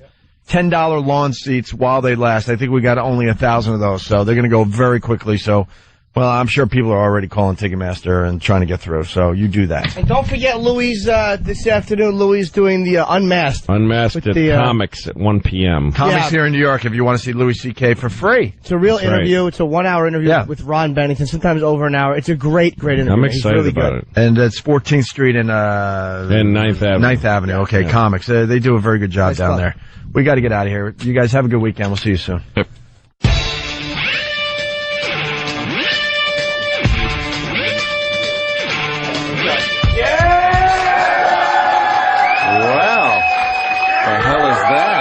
Let it be known I didn't cue them, by the way.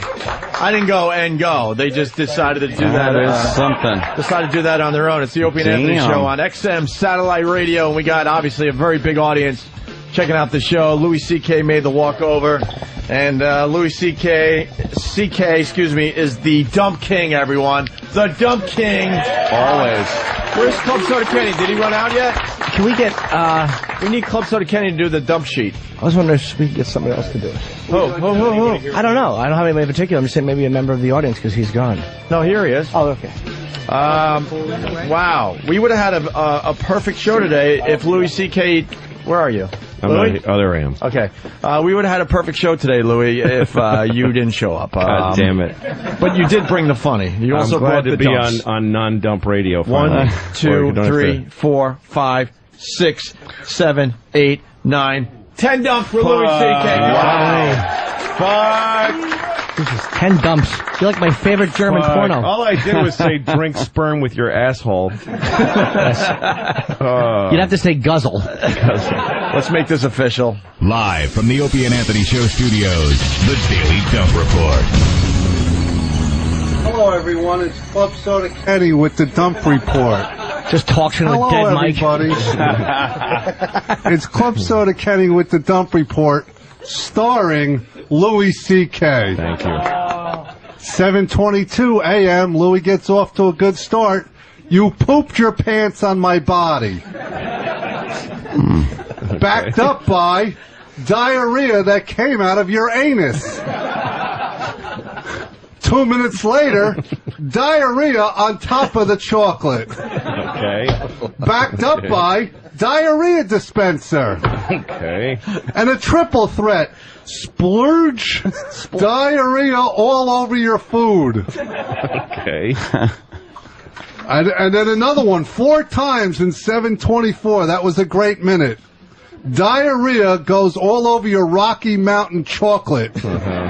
Co-starring Anthony on that line. Thank you. Yes. There you go. Honored.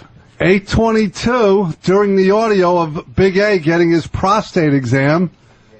Is that the finger going in? A question by Louis C.K. A question unheard by most of America. 8:45, Louis said, douchebags. Which they say everywhere, but Yeah. for some reason we can't say that on Why radio. can we say douchebag? I'll tell you why. Stupid. And I can picture his fucking kickable face. That's why. We all know who, and he sucks. He's not helping anyone. No, he doesn't. E-Rock. No. No? Not Oh, helping no. anyone. When you said kickable face. Oh, no, but douchebag E-Rock. is actually E-Rock, but it's a proper noun when you say it about him. 8:55, Louis said douchebags again. Yep. Didn't I? 8:56, the last dump by Louis C.K. I can have a gun and an erection? Really? Oh, yeah, you can't say erection. No. Oh, stop it. No. That shouldn't have been dumped. You can say erection. You just can't say where you're putting it. What about... Why can't you say that? I know. You can talk about erectile dysfunction, you can talk about... If you're making money off the dirty words, then it's acceptable. Yes. That's how Say it works. erection. I'm serious. Well, you're right. Bob Dole can say it. Right. With his old If there's money in it, they'll let you say it. I'm telling you. Wow. You should say, look, I got $100. I'm going to say erection. Here you go. Wow. And they'll run in and grab I your gotta money. open a diarrhea store so I can Yeah. Oh, yeah. say diarrhea. Let's hear it for Club Soda Kenny doing what he does. Wonderful. Yeah. And I told you this when we were in Bonnaroo, by the way.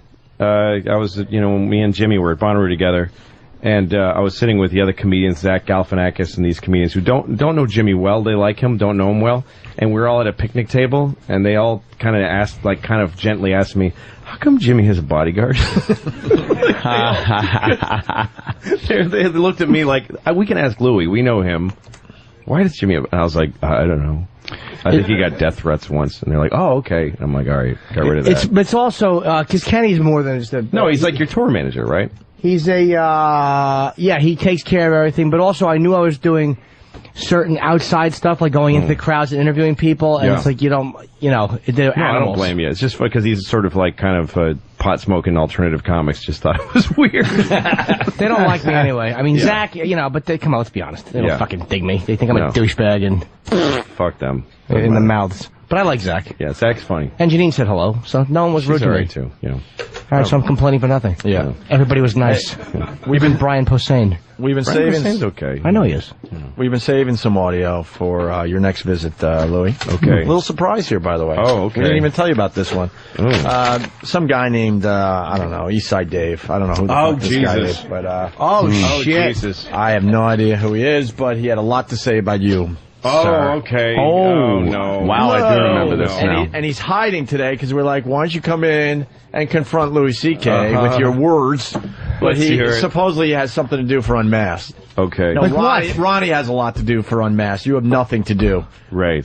for Unmasked. Yeah, what does Dave have Is to he do? going to be there when I do this Unmasked thing? Oh, yeah, he is. He's part of it? I don't. I think he's Yeah, exactly. he sits to find folks. They give Okay. he walks around and goes, here, you're sitting He's here. a fucking woman. Yeah. Okay, so what did he say? Would he say that's on this show or this is on his On show? Ron and Fez. Ron and Fez. He was Three. completely sober when he was saying this stuff. Okay.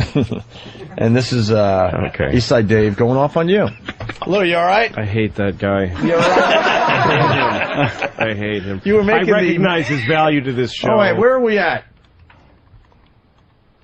E-Rock, what'd you give me? The first track is what set Dave off. With This is what I said about Eastside supposedly Dave. you started. Okay. Right, okay, I didn't this know is that. So last- this is yeah. you talking about Eastside Dave. Yeah, All sure. right. Sorry. Needed the setup. Lou, you all right? I hate that guy. You all right? I hate him. You were making I recognize his value to this show, and I understand he's funny, but I can't take it. I can't take it. He's just like a circus clown on our show. God, He actually it's so does gross. He actually does like real good radio for Ronnie and Fez. But I know. I totally but for get us, that. for us, he's just a circus God. boy, really. The thing is that he kind of has the same like coloring as me, and that's what bothers me. I think he looks like he is could that be it's related. Like if I was doing that. Yeah, right. Oh, so you're kind of thinking Yeah. like, yeah, You kinda saw yourself naked? He's fucking up our people, you know. It's yeah, the redheads and yeah. You remind me of me a lot when I was a kid. Yeah. Kid. You know that this movie I'm doing when they ask me to shave and they when they do my hair they stick it way out and I dress in a disgusting wife beater and sweatpants. Yeah. And I'm playing a really disgusting loser. That's my role in the movie.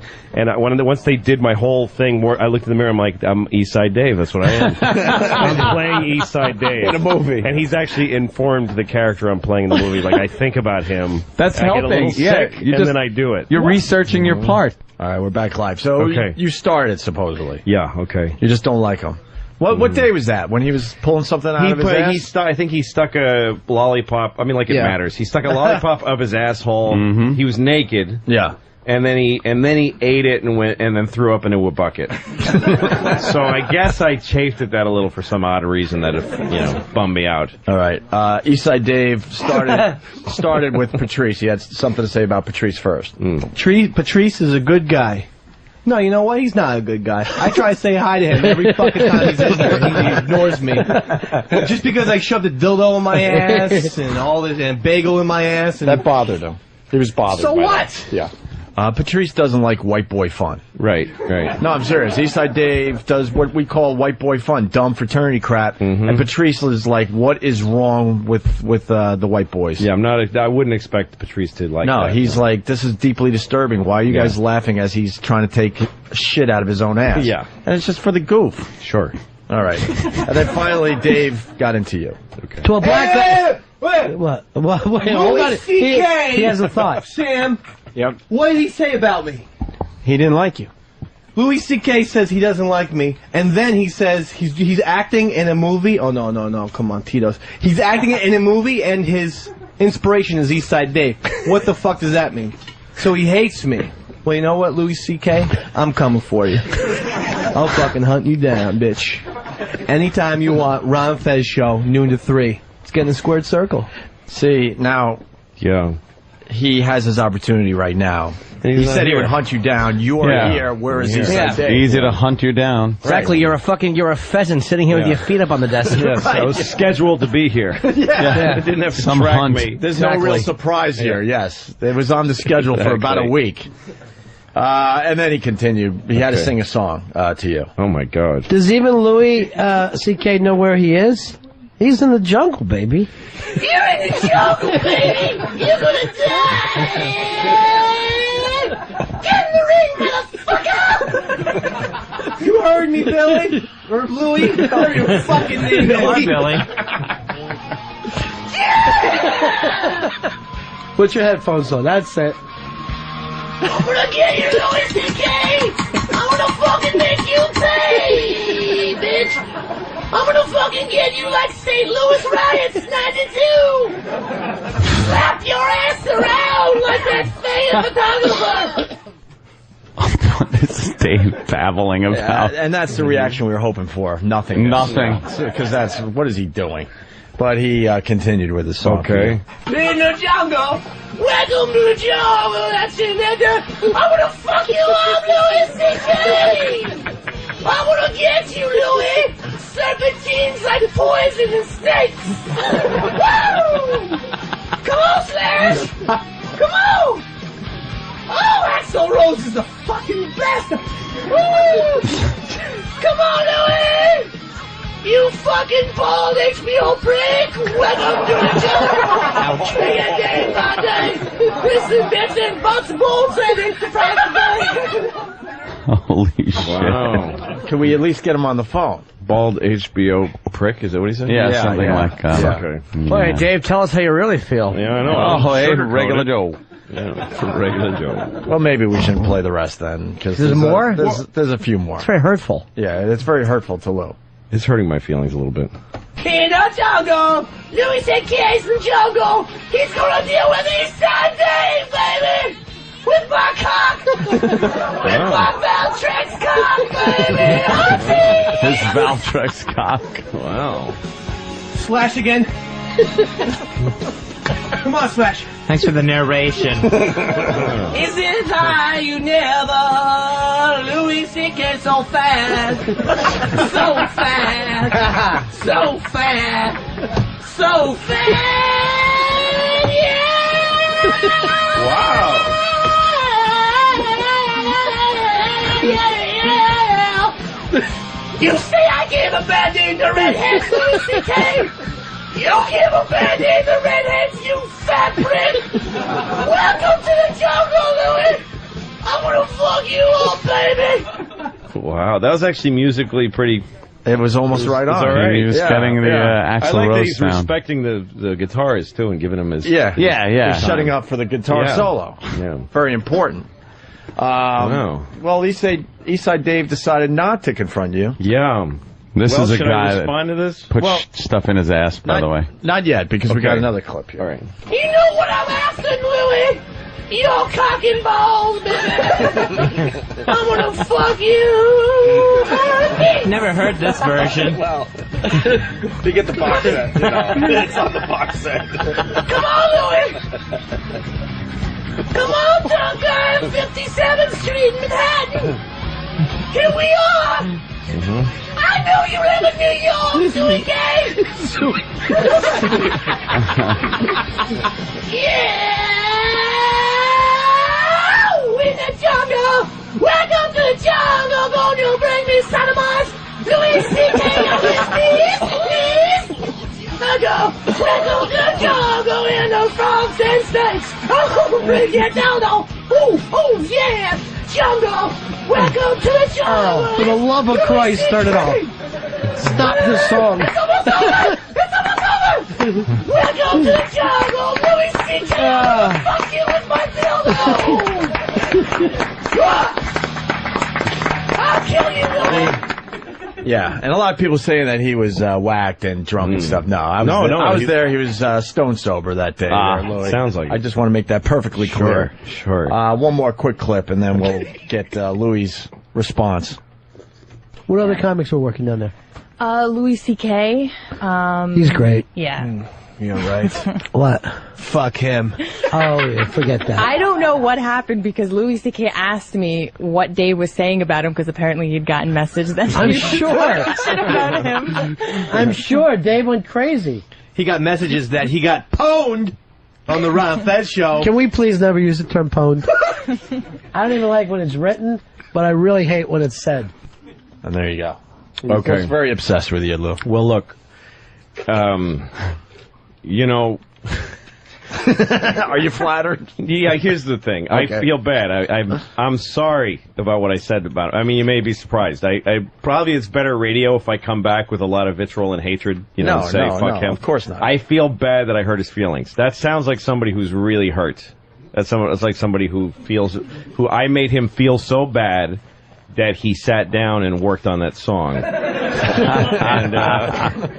and so I'm sorry. I really am. I don't, look, when somebody shoves a lollipop up their ass and then eats it and vomits in front of me, it kind of bums me out a little bit. But that's not to say that he's not look, I congratulate him on his wedding. I heard he got married recently. I had a kid. Great. A year ago, third. That's all great. And, he obviously, like I said, during insulting him, he adds a lot of value to this show and their show. Mm-hmm. And so Mr. Side David, I apologize. I retract what I said about him. Oh no! I don't hate him. Why are you doing that? Because I don't want to hurt a guy's feelings. He's going to get off on this, though. Seems like a nice guy. That's fine. I don't care if he masturbates to it. I don't care if he jizzes all over his stomach to me saying, I'm really sorry, Eastside Dave, for saying I hate you. Well, that could be that could be his next trick. Right. Ronnie plays this audio, and Eastside Dave has to jacks off to jack it. off and shoot warm jizz all over his Fine. back. That's fine.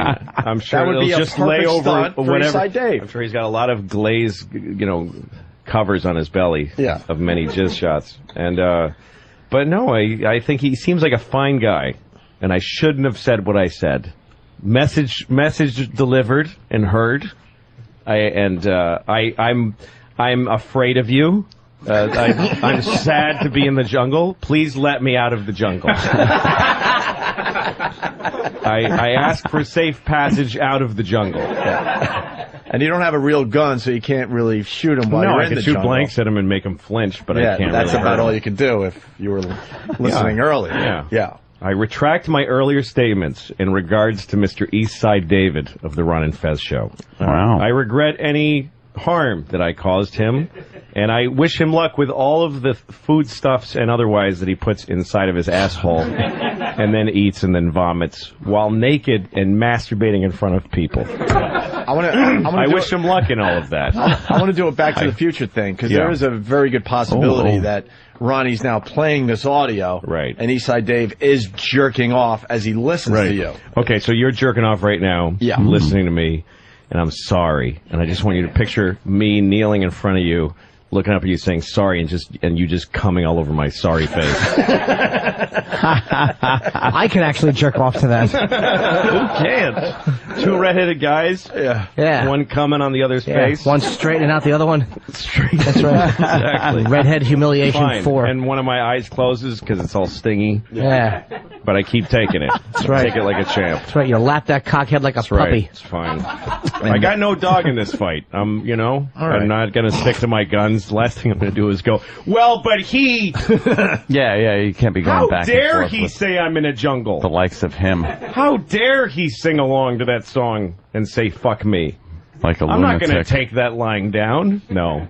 He wins. Complete madman. Eastside Very Dave, sorry. you win as you sit right. there jerking off in front of Ron and Fez. Wonderful. You're right and I'm wrong. All right.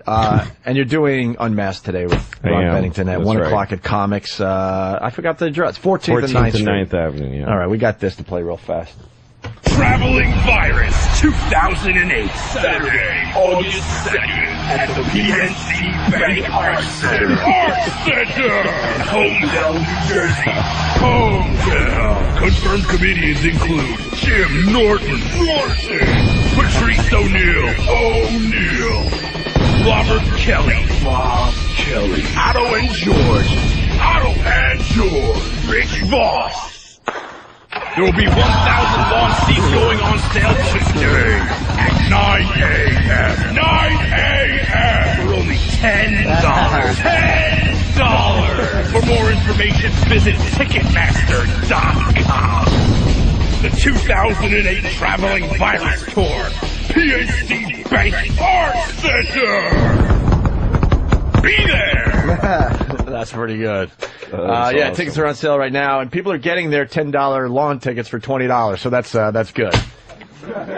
Fucking surcharges. We're trying to do the right thing. Yeah, that's hard. People are man. like, thank you for my $10 lawn ticket that cost me 20 some odd Oh bucks. man, it's so It's brutal. unbelievable. It's really bad. Just let us sell our damn tickets for $10 lousy.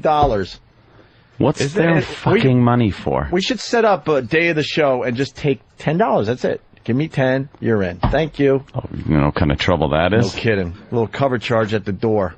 So, but keep calling. We got a few lawn seats left at $10 a piece. You guys want to come inside? Yeah! Oh, yeah. All right, we're going to take a quick break. We can get the audience inside and continue with the Opie and Anthony show with Louis C.K. I forgot your plug. It's the State Theater. He's working the State Theater. Was it July 10th in New Brunswick, right? New Brunswick. Yeah, big fucking whoop. No. State Theater tonight. Oh, Jesus, I didn't mean to do that. Tonight. What an asshole. I'm off by the wrong month. Yeah, State Theater tonight with Louis C.K. and all new jokes. Yeah. All new shit. I saw the hour. It's great. Thank you. It's very, very good. All right, we'll continue.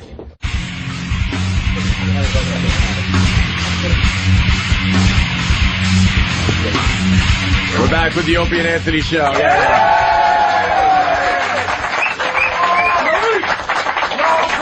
Jesus.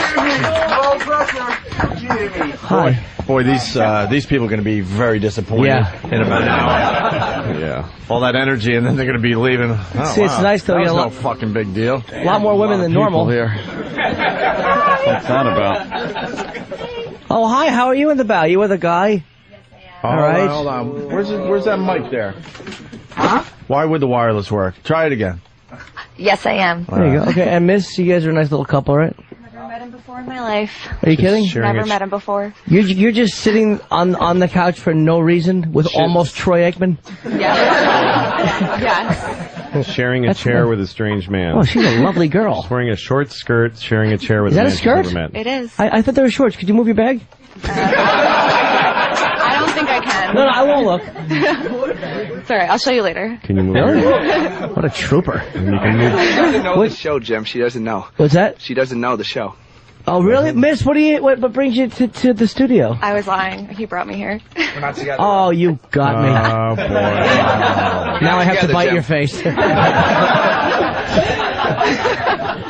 So what's your little tattoo on your foot? It's very sexy. Oh, it's for track. It's the foot with the wings.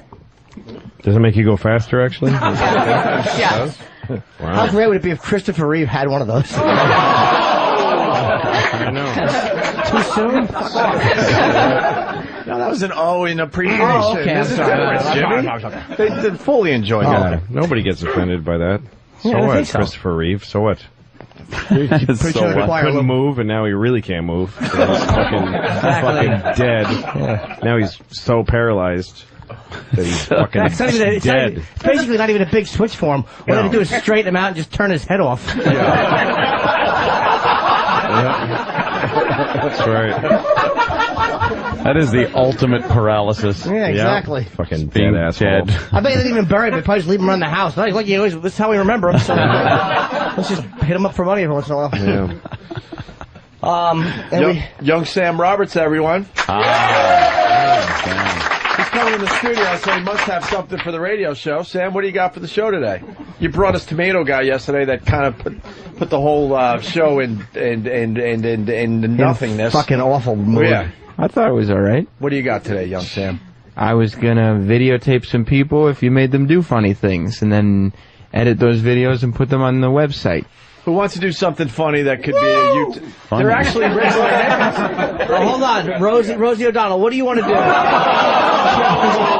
What, it was that headband. What do you want to do? Yeah. Jimmy Norton, I want to touch butts with you. How old are you? 17. That's a guy? Seriously, I thought when you said Rosie O'Donnell, like, don't be mean to that lady. No, this is a very this is a tender time for him. Thanks, guys. I can't because you're 17. However, had you come here 5 years ago, they think I'm going right, I go left. And what about the other guy who wants to do something? Whatever you want me to do. We hate that. Oh, come on. It's like whatever it. you We're want not me to big do, fans guy. of The whatever you want us to do. Why not? You gotta we offer like when something. you guys Bring come up with something. something. Yeah. I'll touch butts with Jimmy. Jump out the fucking window. Copycats. Who are you? My name is Will, and I'm from South Jersey. Hi, Will. How you doing? Hey, I don't care. There's another mic in front of you there. And who's the young lady hiding right here behind this gentleman? Someone that doesn't want to talk. Hi. Hi. Okay. Yeah. She's just falling apart. I know. Hi, I'm She's shy. Glenda. Hi. What's that? I'm Glenda. Hi. Hi, Glenda. Hi. Where's Glenda from? I'm from Connecticut. From what? Connecticut? Wow. Oh my God. That was part of the Soviet Union. Connecticut had an accent like that? What's the accent? From Connecticut? What? You said you're from Connecticut. What is that, Lou? What's I your didn't call her a I'm cunt. Puerto Rican. What? Yeah. Yeah? You don't look Puerto Rican, though. What does that mean, But Lou? then again, then again, Louis doesn't Lou look doesn't look Mexican. Mexican. I don't But look Louis C.K. Mexican. is Mexican. Yeah. You're Puerto. Is he really? Puerto Rican. You're Puerto Rican with some Yeah. weird. Even she's looking at me Yeah. going, you can't be Mexican. Yeah, she just put the most puzzled look on her She's face. a really white Puerto Rican. Yeah. How are you Puerto Rican? Explain. But no, my mom's Can I guess? family, One Puerto Rican German. fucked another Yeah. one. Thank you. Oh, you think, you know, that never happened. You think a bit darker skin, darker hair, bigger butt. She's got white relatives. What's the accent from, though? It's just, I don't know, Spanish. But I went to school in France. I spent, quite a bit there, too. You speak French? Yes, I do. Or Greek? Yeah. Yeah, do some of that dirty French for us. Like, I wanna Like suck what? your Like, voulez-vous coucher avec moi ce soir? That's it? Fermez la bouche. What was that? You know what it is. Fermez la bouche. Who That's said I that? want to sleep with you, go to bed with you. No, we want, I want to suck your cocks. Oh, come on. Isolate that. In French. No, seriously. No, I'm done. What are you, Josh? I'm done. I'm done. Oh, that kid was good yesterday, wasn't he? I can't talk. Fucking sorry about mommy and daddy hugging you. Okay, so you wanted to say what? She didn't want to say. You pointed her out. She didn't want to say anything. Yeah, she doesn't want to talk. She did, though. Say in Spanish? Yeah, she kept fucking I can say in batterizing Spanish me. if you want. Yeah, you definitely. won't swear in French, but you'll swear in Spanish? Yeah, because I want to hear if you know any. What? Do you know Spanish? He does. Yeah. Exactly. My first language. Louis, why don't you talk to her in Spanish? I don't feel like it. I don't care. I don't need to prove that I'm Mexican. Just some fucking Puerto Rican from Connecticut. Do you see how they infight? That's why. I understand. Well, yeah. No unity. All right, why don't you say something? Why would I have unity from people from a fucking island? I mean, there's no similarity to Mexicans in Puerto Rico. No, I know. Well, a lot of people just lump them in the same category. That's lazy. Exactly.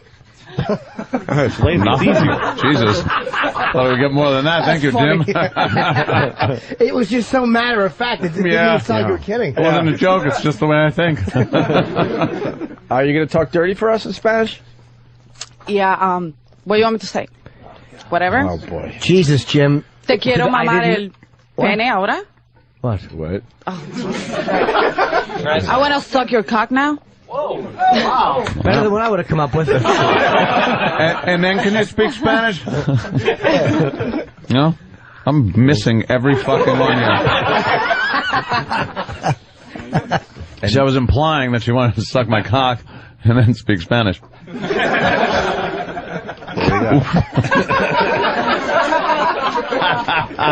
Also, we said it during the break, but we should say it for the live show. Pat Duffy's a celebrity today.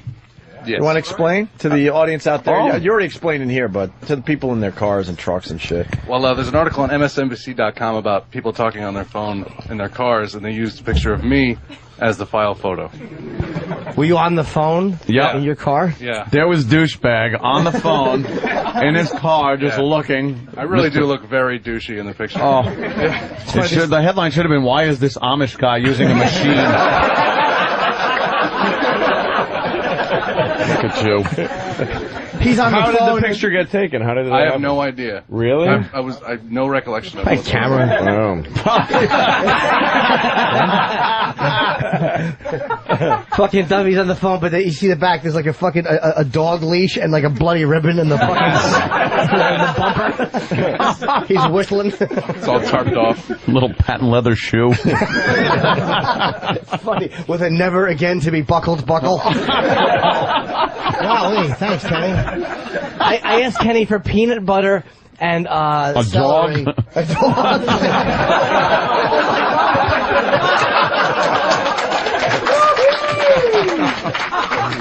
Where's Kenny? Did he leave? Get Kenny. And what happened, Jimmy? You got a lot of celery there. Yeah, Wow. he stacked them up nice and neat for me. Kenny's very efficient. I didn't have anywhere else to go with that. I thought you were amazed by the pile of celery he Well, gave you. I was. that's a lot of These people celery. look like they wanted some celery improv.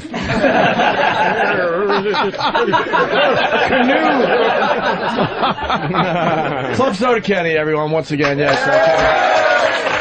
We're doing sitcom entrances once again on the show today. Oh, right. Kenny, a lot of celery there. Yeah, well, Jimmy might be hungry. Oh, that's it. I got to be prepared. To do what? Stop the show in its tracks? You want some, Kenny? I like to make it nice. That was a nice presentation. It's too many It's too many. Well, maybe, Lou, maybe you wanted to taste one and share your fruit salad? No. No. That's too many celery. I debated it, but, I did it anyway. Excuse me. Hey, Jimmy, you think there's going to be an email later apologizing for the abundance of celery from Kenny? I'm sorry if the pile of celery was visually unpleasant. This is no joke, people. Kenny will apologize later. I don't want him to. Anybody want a piece of celery? Yeah. Fuck. Hank? Yeah. Do we have any more? No, that's it. That's the entire celery bunch. Would you buy me one piece? No, it comes in a bunch, a stalk. It's a bunch or a stalk. What is it? It's a bunch of a stalk. I don't know. And I cut it up like nice for Jimmy. Oh, you cut that? Yeah, and I wash it. You went and bought his whole stalk of celery and then cut it into pieces for him? Yeah. They sell it like that. Faggot. Sorry. That's what like a personal assistant does. I know, and I'm You're not my sorry. assistant, though. But Kenny doesn't even wash the Of course celery. he's your assistant. He just spits on it. All right, we got a question coming in from Stupid Canada. Let's say hi to Eve. Eve. Yes. What's up? Wait, your name is not Eve? Yeah, you got a weird name there, kid. Yeah, man, it's the French version of in French, Of Eve it means Eve. So Oh. it's Is it's it male spelled in like? French. Is it spelled like Y? E? Yeah, YVES. YVE. Your name is Yves. It's not Eve. Eve. Exactly. That was Jacques Cousteau's middle name, right? Was it? Yeah, exactly. Hey, what are you doing New Year's? Yves. See? Doesn't work. All right, what do you got? Yeah, I've got a question for your Puerto Rican back there. All right. For your Puerto Rican. Or it's more of an order. Sus ma queue salope. Ask her to translate that one. Oh, wow. Say it again, sir. Suck my cock, whore. Exactly. What? You got it? Yeah, sus Yeah. ma queue salope. It's suck my cock, whore. Yeah, it sounds... He's I know Canadian. a little French. Just Yeah. French Canadians are funny anyways. No, you got me there, dude. Face. Got me there, dude. Obviously, you're smarter than me. Can you translate it for me then? I'm sorry, come again? Oh, God. No, go ahead. I don't know. See, Sus ma queue salope. You don't know that one? No, I don't. Ou mange ma queue, ou veux-tu un peu de sperme? Drinks my sperm? Was that? What? Do you want cum? Oh. No, I have a nice one right here, hon. Do you want cum? Oh. Est-ce que tu le prends dans le cul aussi? You take in the ass? Hey, how do you say fart box in French? Trou de cul. Asshole. Yeah, cocu. Yeah, exactly. Yeah. All right. Okay.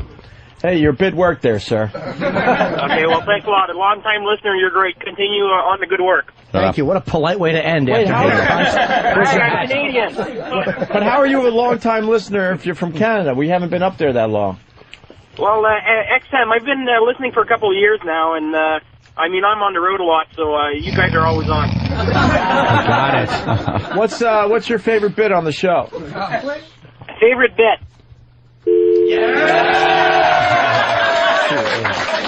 I'm almost embarrassed. That was just too easy. Yeah. Seth. It's like shooting croissants in a barrel. Seth. French thing. We got to give them all the catchy things we do on the show. They appreciate it. Seth, Jersey, what's up? Hello. Right. Seth? Hello? Yeah, what's up? Hi, Seth. So just key your handsets on if you can't speak. I love that part. Zips and the wires. Lovely fucking war, gentlemen. Seth? Seth. All right. Jesus, Seth's having issues. Rebuilding an engine. Yeah. Fucking his gas tank or something. Brian, Georgia, what's up? Hey, guys, what's going on? Hi, Brian. Hey, man. Hey, I just want to let Jimmy and Louie know I seen you down in Bonnaroo, and you guys were really good. Oh, thanks, man. Thanks, man. I drive a bus for Widespread Panic, and I tried to get back to see you guys one time, and all I kept running into was Brian Posner, and I couldn't get away from it. Well, why? Oh, you widespread panic. Weren't they like the Sunday night headliners on the main stage? Played late Sunday night. Like closed it out. Are you the regular bus driver? Well, I drive one of the buses. Yeah. Oh, okay. How were they? The show? Yeah. Yeah, the show was awesome. I don't know them. They're like really popular. Yeah. Yeah, tonight we're playing it in Morrison at Red Rocks.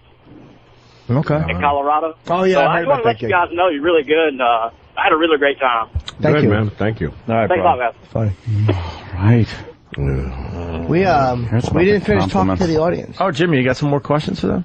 I see that we got like a New York Met and a New York Yankee right in the front row there. Looks like there's going to be a rivalry. How are you guys even getting along? Subway Series going down today, huh? We're going to the second game tonight at Shea. Oh, I bet you one of you guys will be razzing the other one. Are you guys friends? Yeah. Oh, yeah, friends. How great would it be if this ended with one of them in cuffs and the other one with a fucking broken Michelob bottle on his neck? Fucking friendship ruined. Night of blackout drinking. Question for the Met fan, because we talked about it earlier. Are you bummed that Shea Stadium's going away? That shithole? Not really. It's a real shithole. Of course real not. shithole. And what about you, sir? But looking forward to Citi Field, though. It looks pretty awesome, and can't wait to drop $100 per ticket. You know, Per ticket? Per ticket. ticket. He's a little nervous, Jim. I know it happens. Are you happy that they're bringing the baseball hat, the apple hat, where they make a homer and the apple comes out of the hat? I'm gonna be honest. Yeah, I do. Why? I do want the. Why? How about a big asshole and then fucking Willie Randolph and fall out of it? That'll be fine too, Jimmy. That'll be fine. Yeah. What? I liked Willie. Wait, he's got a Willie Randolph joke. Like Willie Randolph hit a home run.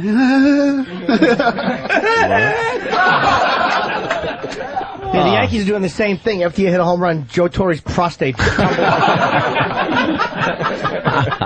You have to kick it to Los Angeles. Well, there you go. Longtime friends with a little rivalry. Yeah, look at that. Heated. Crazy. It's Woo, kind of watch heated. out. Yeah. And I have to introduce one of my friends, even though she might be embarrassed. Really? Yeah, so we make sure we're nice to her. Vinny Brand's daughter. So we have to be very. What is that about? Danielle. Wait, are you kidding? Yes, the very That's beautiful Vinny girl Brand's over daughter? there. Yeah. But I didn't want anybody to say anything ludicrous to her, so I had to point her out because I know us. Or I know you. Yeah. I know her, but you guys might not. That's Vinny's daughter? Why would he let her come here today? I don't think he knows I'm here. Oh, all right, well, she now. looked like Vinny's daughter. How old's Vinny's daughter? 19. 19. Holy shit. What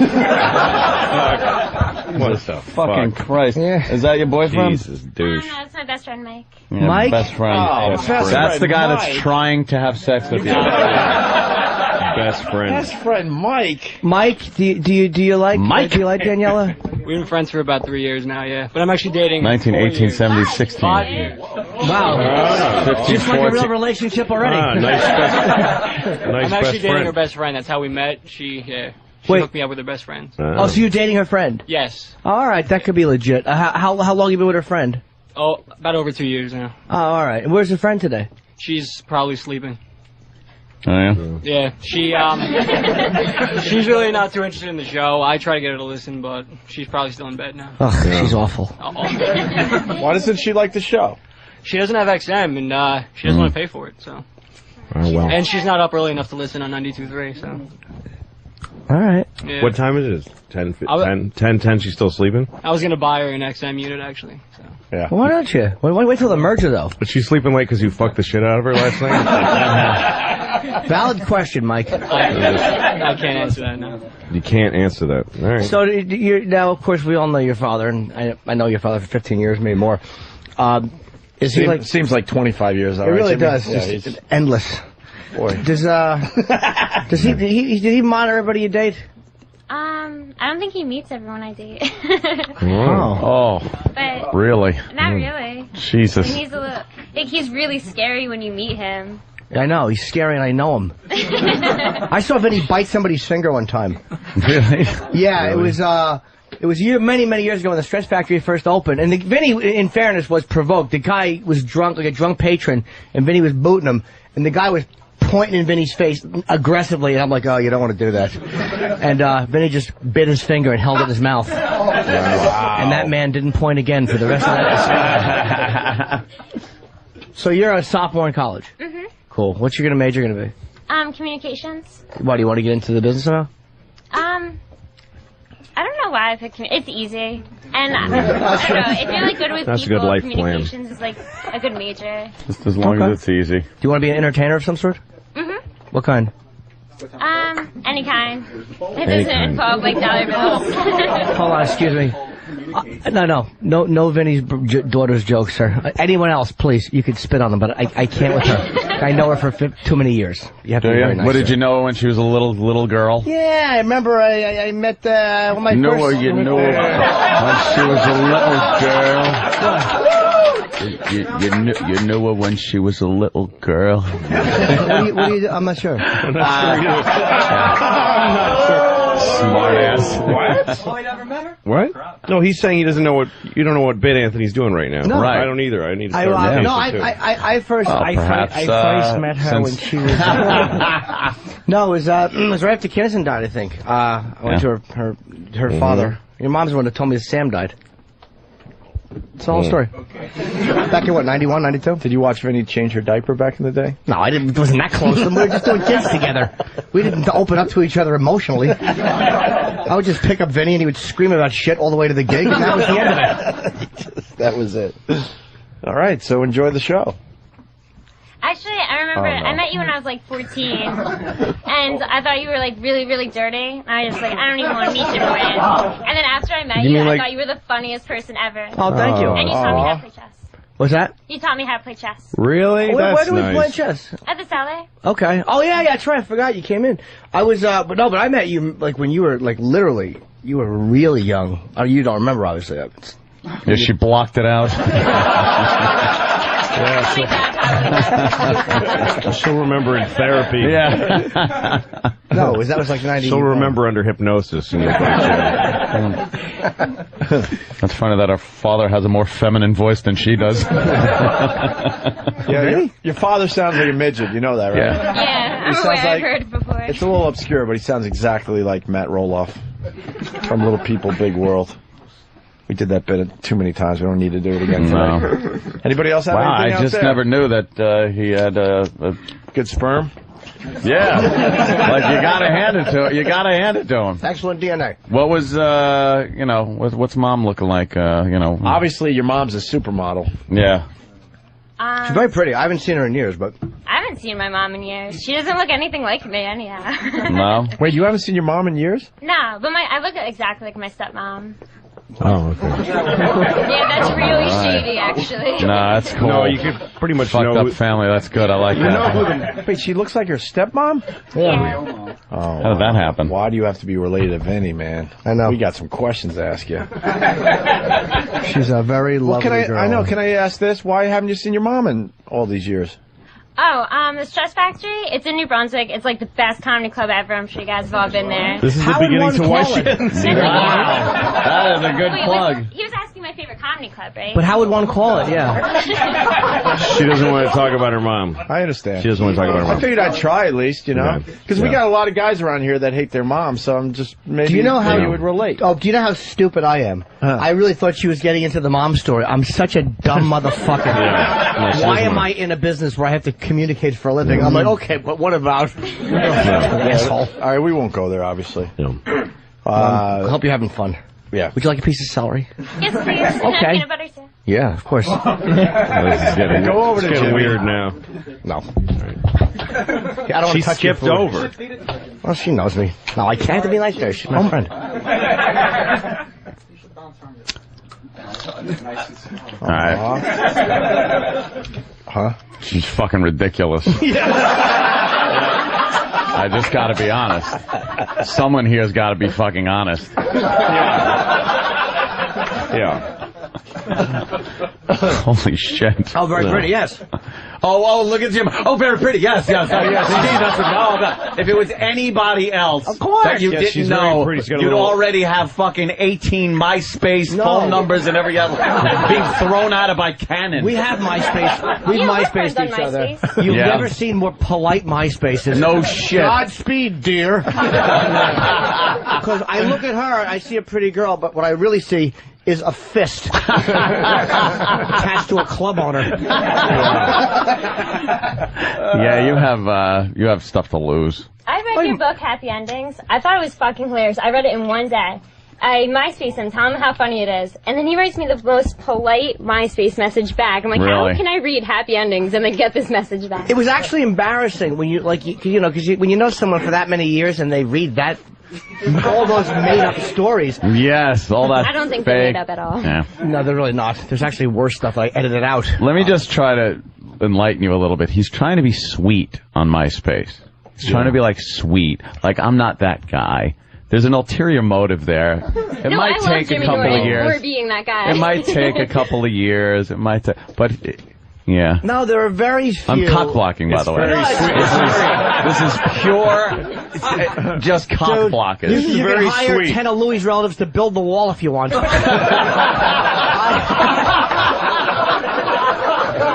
That's a block. That's perfectly acceptable. This is really sweet. Yeah. This is really sweet to see. We must really like Vinny because we're all dying. This is the most. We're dying to say. I could give a shit about Vinny Brown. I don't care. I'm being honest. That's all. That's all I said. I'm only restraining myself for Jim's benefit because he seems to, because he has. Fuck Jim Norton. Cares about that. He's putting this girl in a very sweet light with a little bow in her hair and a whole, skipping down the road with a lollipop. Yeah, but she likes the dirty Jim Norton. Right. No, it's very nice. It's a sweet thing. What was your favorite part of Jimmy's book? Was there one story that when stood he talked about his girlfriend and he wrote her that letter that he thought was like romantic for some reason, but it was basically saying how he wanted to kill her, and then he was really surprised when she was upset. Yeah, Pumpkin, a love story. It's definitely my favorite part. That's funny. All right. This is a funny energy. Yeah, it's everybody's being so nice. You have to be. We're very rarely we're paged with everybody. I know that's the thing about it. It's like, and Jim's being nice. What do you want to say? And what's hanging in the air is that everybody wants to fuck her tits and do a blue.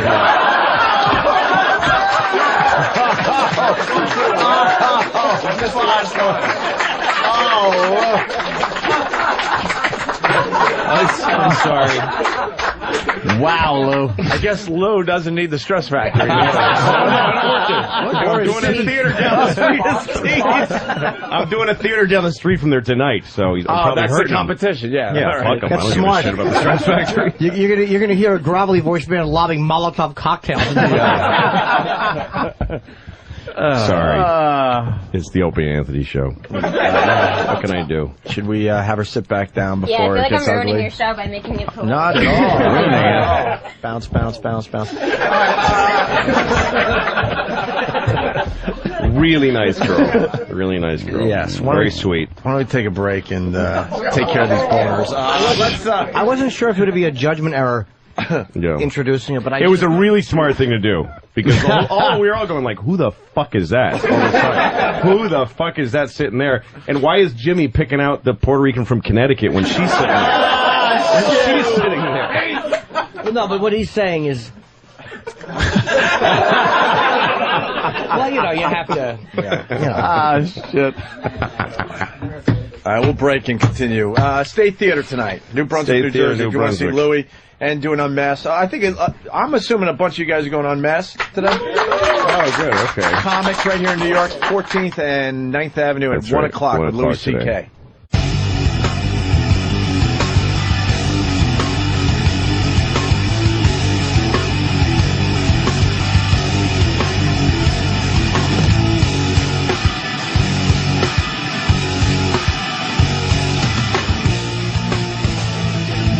It's Opie and Anthony, and a bunch of listeners just staring at us and hoping. Danny just worked the crowd. Danny, you want to grab a mic? Danny was working the crowd, and my headphones. We're trying to see if. Louis got Anthony's headphones on. There you go. Louis all right. State Theater. I have ear aids. By the way, Louis, there was a little tension between you and Vinny's daughter. She kind of she made fun of me. She said, took a little shot at you during the commercial right, break. yeah. What'd you say again? Let's hear that again. Oh, I just said good luck at the show tonight. I think he's a great comedian. Oh, that's nice. Thank you. But you said you'd never seen him before.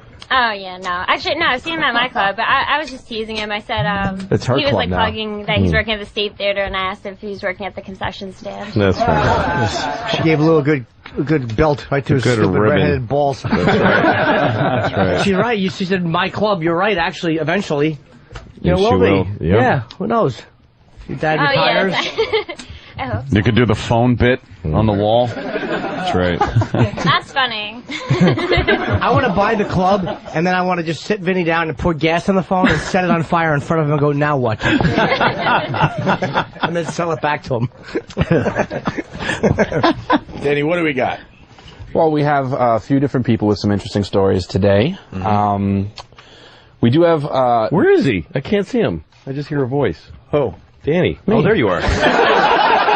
I thought you were in the audience. Oh, no, I've been back here for a while now. Lou thought it was magic. Is this Danny in Danny? It's magical. We do have one of Duffy's old high school teachers. What? And he says he has a story about Duffy. We also have a man who, as a child, drank lighter fluid and took his grandfather's heart medication. And we also have a gentleman who, in Korea, threw up on a hooker. You gotta go Korea. All right, that gentleman's name is Dan. Wow. Oh, boy, this guy. I'll bet she threw up right back.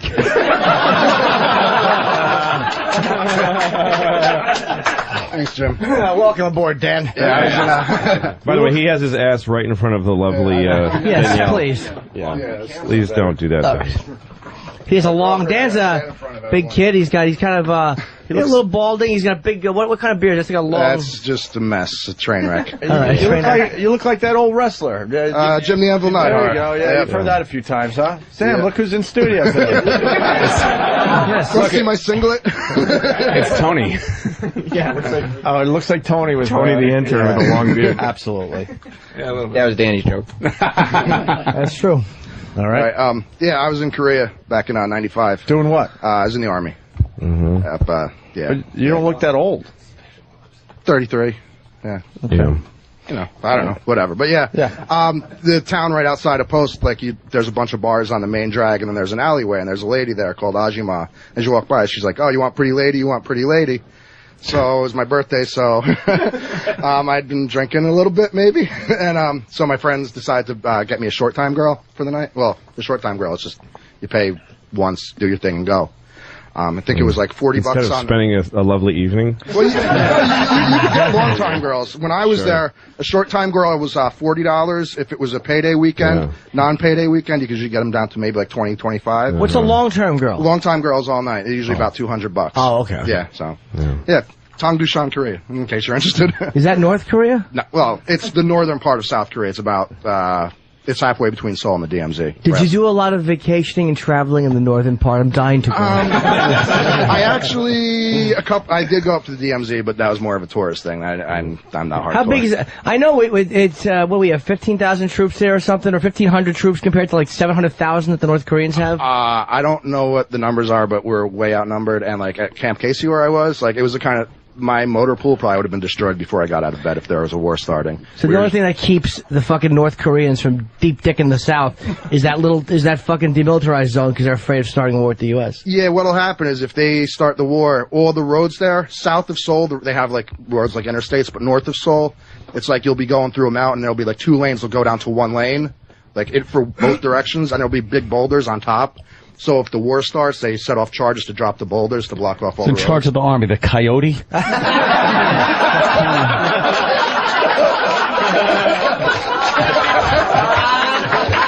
Ridiculous.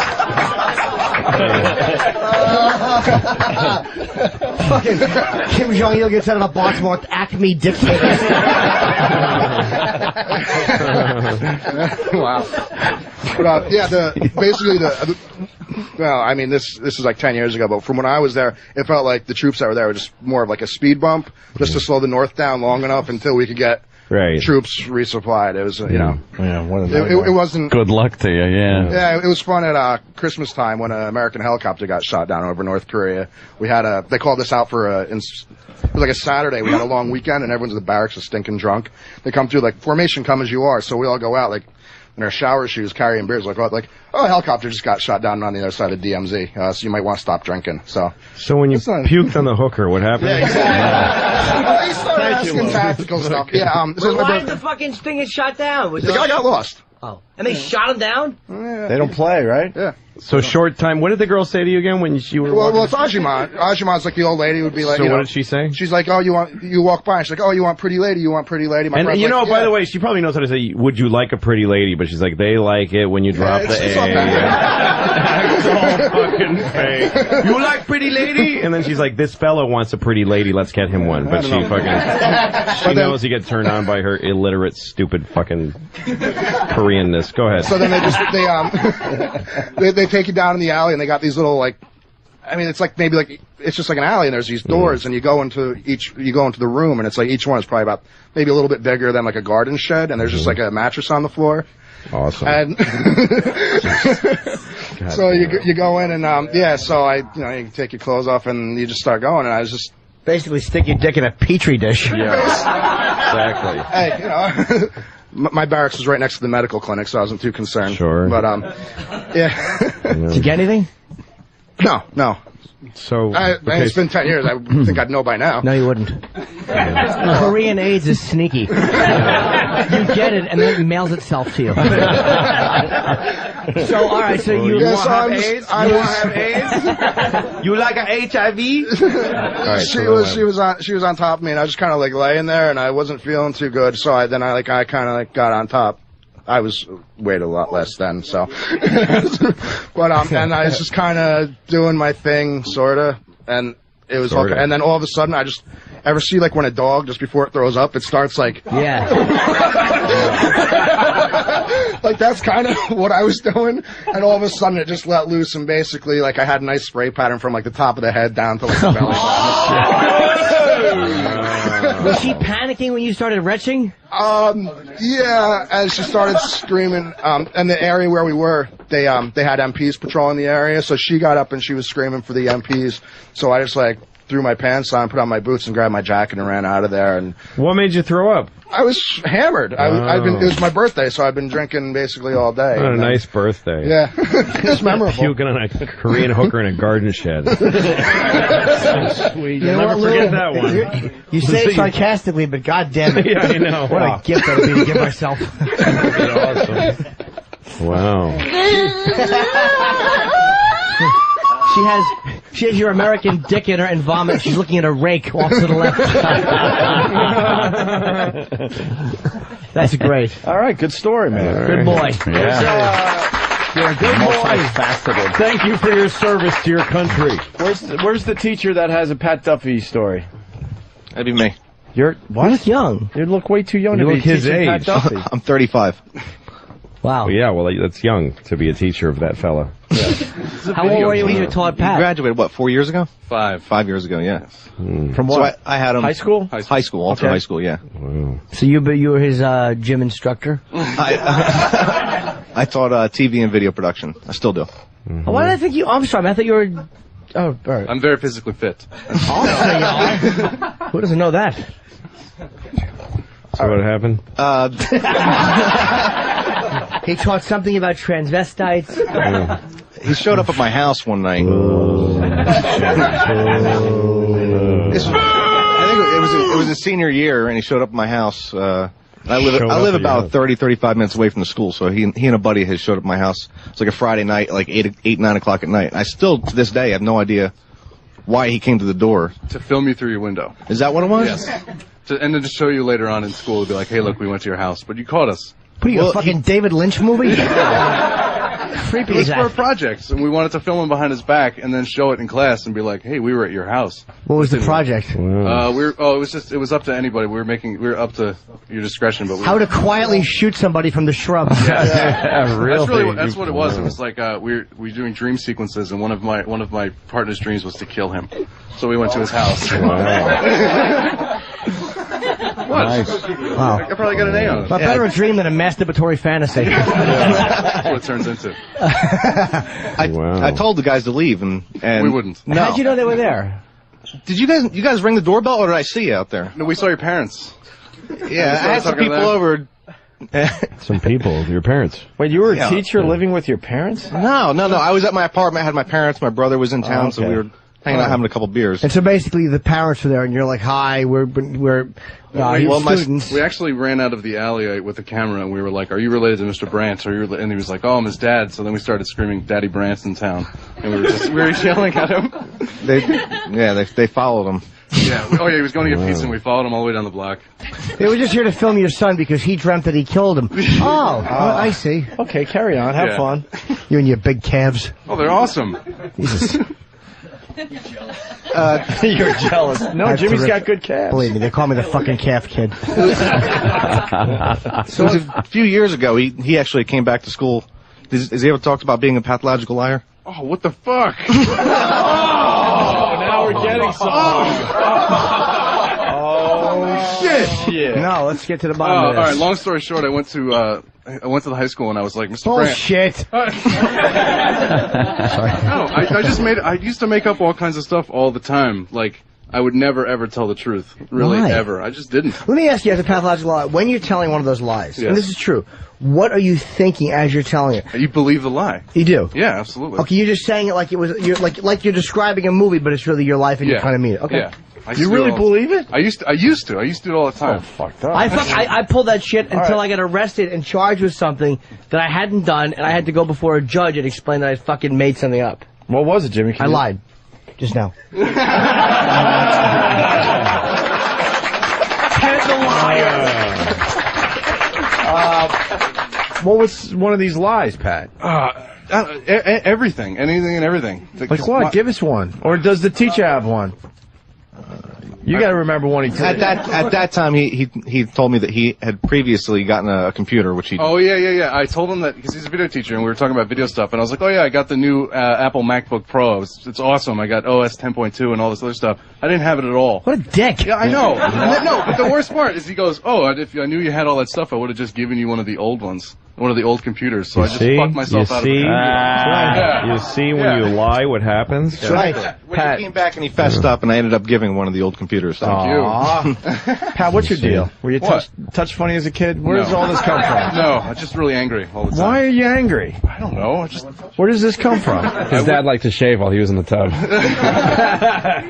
Speaking of which, where's Patty? Is she here yet? Jimmy hasn't heard this story yet. I have not. Stoker Patty should be here any moment. They're walking her here. So wait a minute. He would lie a lot. What was the lie you caught him in? Well, he came back and fessed up on it. I didn't know he tells me he's a pathological liar. I don't know whether to believe him or not. Yeah, but the computer story, no offense, is kind of whatever. Yeah. We need a good one. Like were you ever late and they said, what were you doing? And you decided to rescue Lois Lane? Yeah. I mean, I never really got caught in a lie with him or anybody in school. It's just like... What was the best lie you ever told? Yeah. I don't know. Worst one you ever got caught in? Worst one you ever... I'm trying.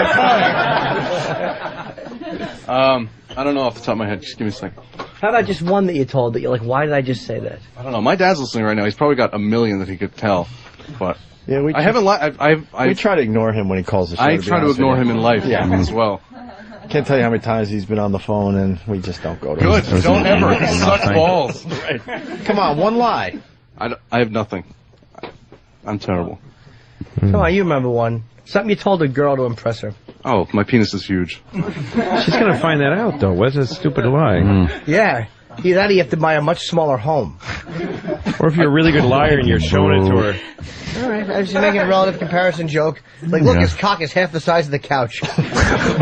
Sometimes a little titter with an explanation. All right, so come on, what was what you told me? All right. Oh. Patty's here? It's Patty. All right. Stalker Patty, come to the front of the class. Hey, Stalker asked for it. Get in here. Stalker cock tease. Come on now. Ladies and gentlemen, Stalker Patty. Patty. Here she comes. She's wearing shorts, for fuck's sake. Patty. Patty? Wow. You're a little knock-kneed, Patty. You're a little knock-kneed. Hi. Hi. I just got off work 20 minutes ago and ran here. That's true. All right, Patty. What are you doing? Are you a model for Sloan Kettering? Oh, shit. I don't understand that. That's a good one, Jimmy. What's Sloan Kettering? I don't remember what that is. Thank you. That's a Really? cancer place. Baby. Cancer hospital. I love you too. To really, nail the job. Patty, she looks like she's dying. Listen to Patty's improv. Oh, yeah. She's got an ashen face of death. Ladies and gentlemen, it's funny. out there in Radio Land. Jimmy, talk to Louie for a second. Just babble. The thing is that we have to... But babble away from the mic so that he can... The beauty of Patty is listening to her improv skills. Patty? Yes. Yes. Sorry I said that. Yeah, Jimmy, go. Okay. You can rip me back. I didn't mean to tease you. Yeah, give him a rip back. Nice socks. I'm not good at things off the top of my head, but I'll think of something later on. All right. Hey, Patty. That's usually how it happens. Patty, here's the deal. Last week you admitted when Jimmy was gone, or was that earlier this week? I don't know. We lose track of time. That you had some weird things happen to you when you were in your foster home. Tell the bathtub story to Jimmy. Yeah, when I was 14, 15, 16 years old, developed a teenager. When I was 14, 15, 16, 17, 18, 19, 20, 25, 38. She's like an auctioneer. He molested you when I was 5, 6, 7, 8. What the fuck? And my foster father would just walk in nonchalantly and start doing things like shaving and stuff. While you were in the like tub? that. While I was in the tub At a and very naked advanced and stuff. age of puberty. Was he shaving his face? Yeah. And he would say what to you, Patty? Tell Jimmy. I would say, Dad, please, I don't want you in here while I'm here. He would say, you're just a child. I diapered your Heiner when you were little. And this Your and Heiner? that. But it doesn't make a difference anymore now. I'm 16. I'm not 16 months. Yeah, but you gotta understand. Is that when you put diapers on, you get attached to it. You want to see how much bigger it gets? God damn it. So this would go on, and also you told us that when you went to your aunt's house, you had to sleep with your dad on the couch. Yeah, they would make me sleep on the couch with him when I wanted to be by myself or have my own area. But they didn't believe in that. I was just a little girl, and that was Wait, it. Patty, who would you go with? Your mom, your stepmom, your stepdad, your foster mom? My foster father, and then my brother had to sleep with her. God damn it, this woman's voice. Why would your brother... The thing is, here's Patty's curse, is that you can't have sympathy because of the voice. You just can't. Yeah. I mean, even if she'd reported, if she went to the police, I'm being molested, they'd be like, shut up, get out of here. He's right. No space. Mail us the complaint. Don't make us hear this shit. Children were seen and not heard. Yes, that's what I meant. Thank God. I bet the first time he shoved his dick in your mouth just to shut you up. It started out for logistic It's all purposes. he had. He would have used a gassy rag, but he had his dick. So that's the best he could do. So, Patty, how old were you when this was happening? 15, 16, 17, 18, 19, 20, 21. Teenager. All right, how old was your brother? He was 11 months younger than me. All right, so why round it off to a year? Critical difference. How many hours, Patty? I needed hours. Wide-rounded. You'd get the wrong impression if she said a year. That's true. Yeah. She needed more syllables. Yeah. So wait, he would sleep with your mother? Yes, he would. Why not have your mom and you and the I don't get it. I don't know why. I guess, you see, you would think that, because that would be more normal. That would be non-rapey. I didn't know what they were thinking. I had no idea what they were thinking. Boy, they really fouled that up. Yeah. That was silly of them. Yeah. So wait, you and your dad on the couch. Now, was it a sofa bed or was it just a sofa with cushions? It was just a regular couch, really big enough for one adult, but a child I could squeeze in there. I'm sure. Yeah. And I'm sure he did too. It wasn't very comfortable, and I didn't feel comfortable. Of course not. So what happened, Patty? How would you sleep? What position? He would be on his side, and you would be. Would you be face to feet, or how would you be? I would be on the side facing away. Sure, yeah. Thinking of cotton candy he and also stunk too because he smoked a lot of cigars, and that made him stink. So his breath stunk? Take it, yeah. Were you face to face?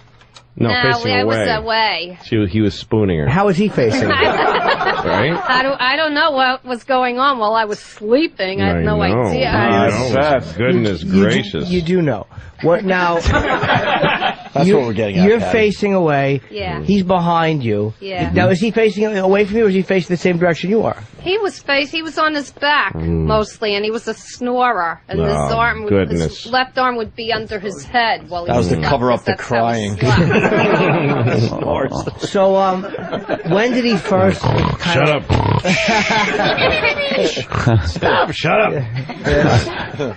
When did he first? I'm sure at times he would roll over and face the same direction you did. If he did, I wouldn't know it because I was asleep. I'm sure you wouldn't have felt anything, but probably not. But you must have remembered a couple times where you could feel that cigar breath on the side of your face, and the cigar too. And by the smell way. it. All I know is that when he put his arm across my shoulder or my stomach, I would want to pull away. I didn't enjoy that. So he would put his arm across your stomach like he would hold you. Like, oh my God! I would try to go like this to get his hand off what my would you feel stomach. now? I didn't like that kind of handling. Yeah, of course. I wasn't a hugger or going around, whatever like that. You know? I hate the huggers. Yeah. I'm not a hugger. You know, my friend loves him. I'm like, you dumb hugger lover, get out of here. My sister brought a hugger home one time. Oh, forget about it, man. Fucking gold tooth hugger. So, Patty, hold on. You would feel him, now when he put his arm across your shoulders, Yeah, I would. obviously you'd feel it on the front of your chest, but how long would it be there for?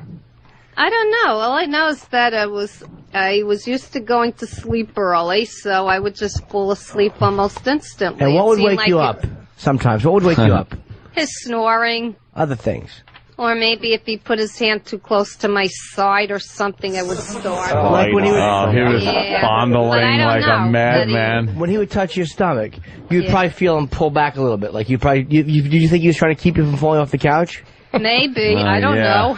That was but, considerate. I wasn't sure. But you felt him pressing up against you from Right, behind. yeah. And I felt that was a little invasive. Did you feel him pressing up against you from behind?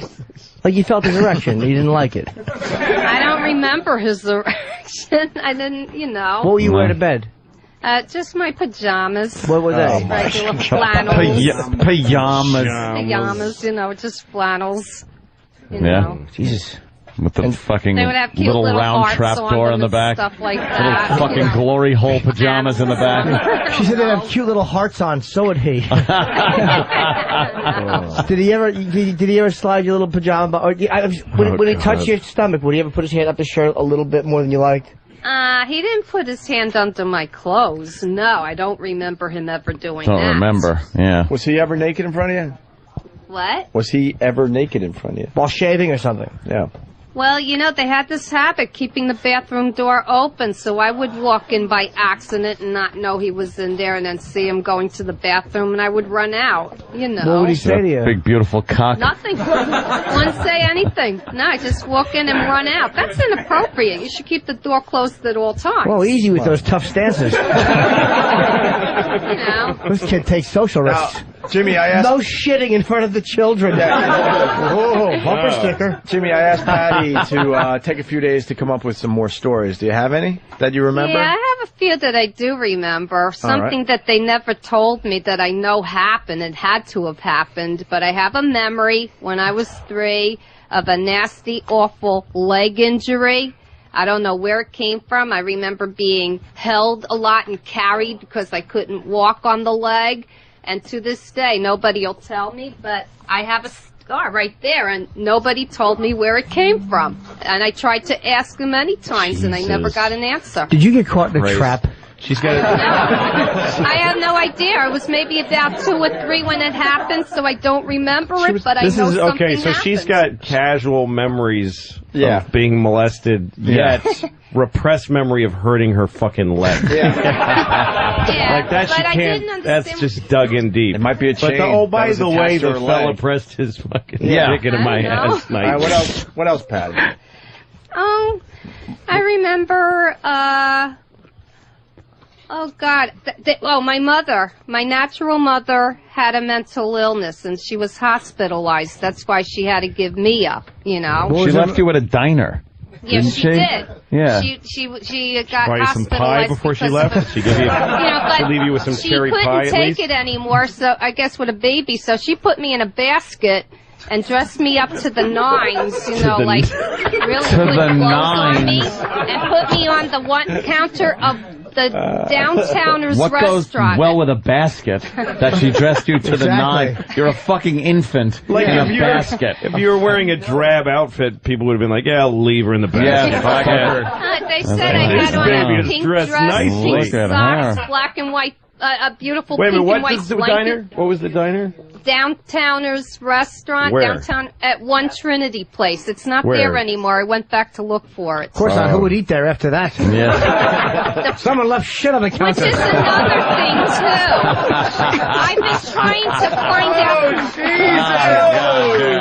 Oh, Jesus. Oh. You know, I've been trying to God find out fucking damn it in the ass. I've been trying to find out the circumstances with that, and I'm trying to look for a police report whatever. on it. Listen, Yeah, we want, that'll unlock everything. we want and more stories about your make your dad. life There's no great. police report. Yeah. Check the ASPCA. We want more dad stories. We want the dad stories, Oh, Patty. when I went to the high school dance, he had to come with me. He would make me wait outside the dance hall, or the church hall where it was. He went in, looked around, cased and questioned people, embarrassing the hell out of me. What did he ask them? And I don't know. He made me stand outside, and if I came in, he would almost slap me across the face. What did he ask them? Yeah, what was I he wish asking I them? knew. I don't know. Was he would just preparing them for your entrance? Like saying, will you be bothered? Please. Giant ant, are you? Please Probably. What time is He this said, going to be please over? don't dump pig's blood on her head. Please, not like last year. 4 years in a row you've dumped pig's blood on her head. Exactly. And you find another way to have your fun. Don't stare at her Probably. mandibles. What time? How late are you going to go? And this and that. What kind of music's playing and all that? And then he would allow me to come in. At that point, I would practically run away to get lost in the crowd so I could just get away from him. Right. And I didn't see any other fathers there checking anything out, You so I were- didn't understand what that was about. Yeah, what You were was creeped that out by about? this guy. Yeah, I was. He was a little bit too possessive. You know, one time he was going to go shopping, you know, and with my foster mother. And I had a horrific argument with him. I was 17 years old.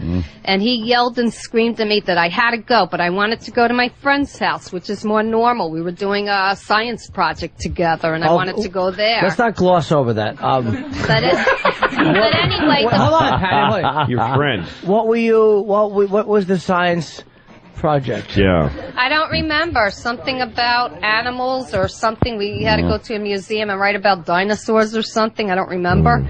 But The thing is, we got a phone call in the middle of the argument, and it was the mini Maddie or maxi or the mini skirt at the time, so they were asking for my opinion. He grabbed the phone here and says there is nobody here but a man and a little girl, and he banged the phone down. At that point, I don't know what she's talking about. I ran out of the place crying. I ran to my friend's house. I refused to come home for hours. This is just like a bird making a noise in a tree now. Either, which was surprising. No idea what. So, Patty, did you want to answer the miniskirt question? What? Did you want to answer the miniskirt question? The miniskirt? Yeah, I did. What do you want to say about it? I preferred the mini, obviously. I don't know. Obviously. The mini or the midi? The mini. You liked a mini skirt, you Yes, little I did. fucking whore. That's nice. In fact, when I saw the movie Hair when I was older that came out in 79, I remember 79. envying those kids that were Going to flower Vietnam and being killed? No, being on the hill and holding up anti-war signs and flower children. I wanted to be them. Maybe because I wanted to be free. Why Maybe you did want to free be from the free. sexual abuse. Let's go to Anthony in Virginia. He's got an idea for you, Patty. Anthony, what's up? Yeah. Does Patty even know if when she's getting her thermometer checked? Can we get a doctor in there to see if she has her hymen intact? Because I think she probably thought she was getting her temperature or something, and her father was just reaming her. All right, that's a very good point. Some guy with the worst voice I've ever heard said that perhaps we should get you checked to see if you have your hymen. Do you still have your hymen? Every time I go to a gynecologist, they can't complete the exam because they say I'm too tight and it's very painful. If I do go to one, I want to be put out. That's the only way they can examine it is to put me out, because there's no way I can stay conscious. Everybody in your life is lying to you. Do you understand that? Yeah. Jesus. Patty, I'm going to have to put you out because you're just too tight. That's the only way they Usually can when You may wake up feeling a little Usually when a girl strange. talks about how tight her pussy is, you get a lot of, oh, It's wow. the only pussy you don't want to be tight. That is not hot. All I know is that they told me that if I ever had sex or, you know.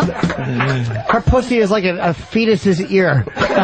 Not really, no. No, I don't have really? anything Oh, I like thought that. Jimmy was being serious. I'm sorry, Patty. Patty, do you still get your period? Not anymore. It All right. stopped when I hit 50. Of course it did. Yeah. You hit 50 like a fucking freight train. And before that, did you use a tampon or a pad? I preferred a tampon. It was easier. Why? And was it a problem Easier putting it to in? Throw it away. No, Was it I had a- no problem putting it in. I had a nurse show me how when I was at college. As the other girls would throw them at her going, plug it up, plug it up, plug it up. What is he Scary for? Carrie, scary Carrie. Wait, hold on. In college, what did you do for the 7 years prior to that? Oh, wow, good one. What, was everybody missing socks around the house? No, they made me wear the old-fashioned Kotex, whatever. People found it like a shot deer. On it for wings, you know. Trailed her. And then they wanted me to She wear was a bleeding belt, so badly, too. sharks were actually walking on land to follow her.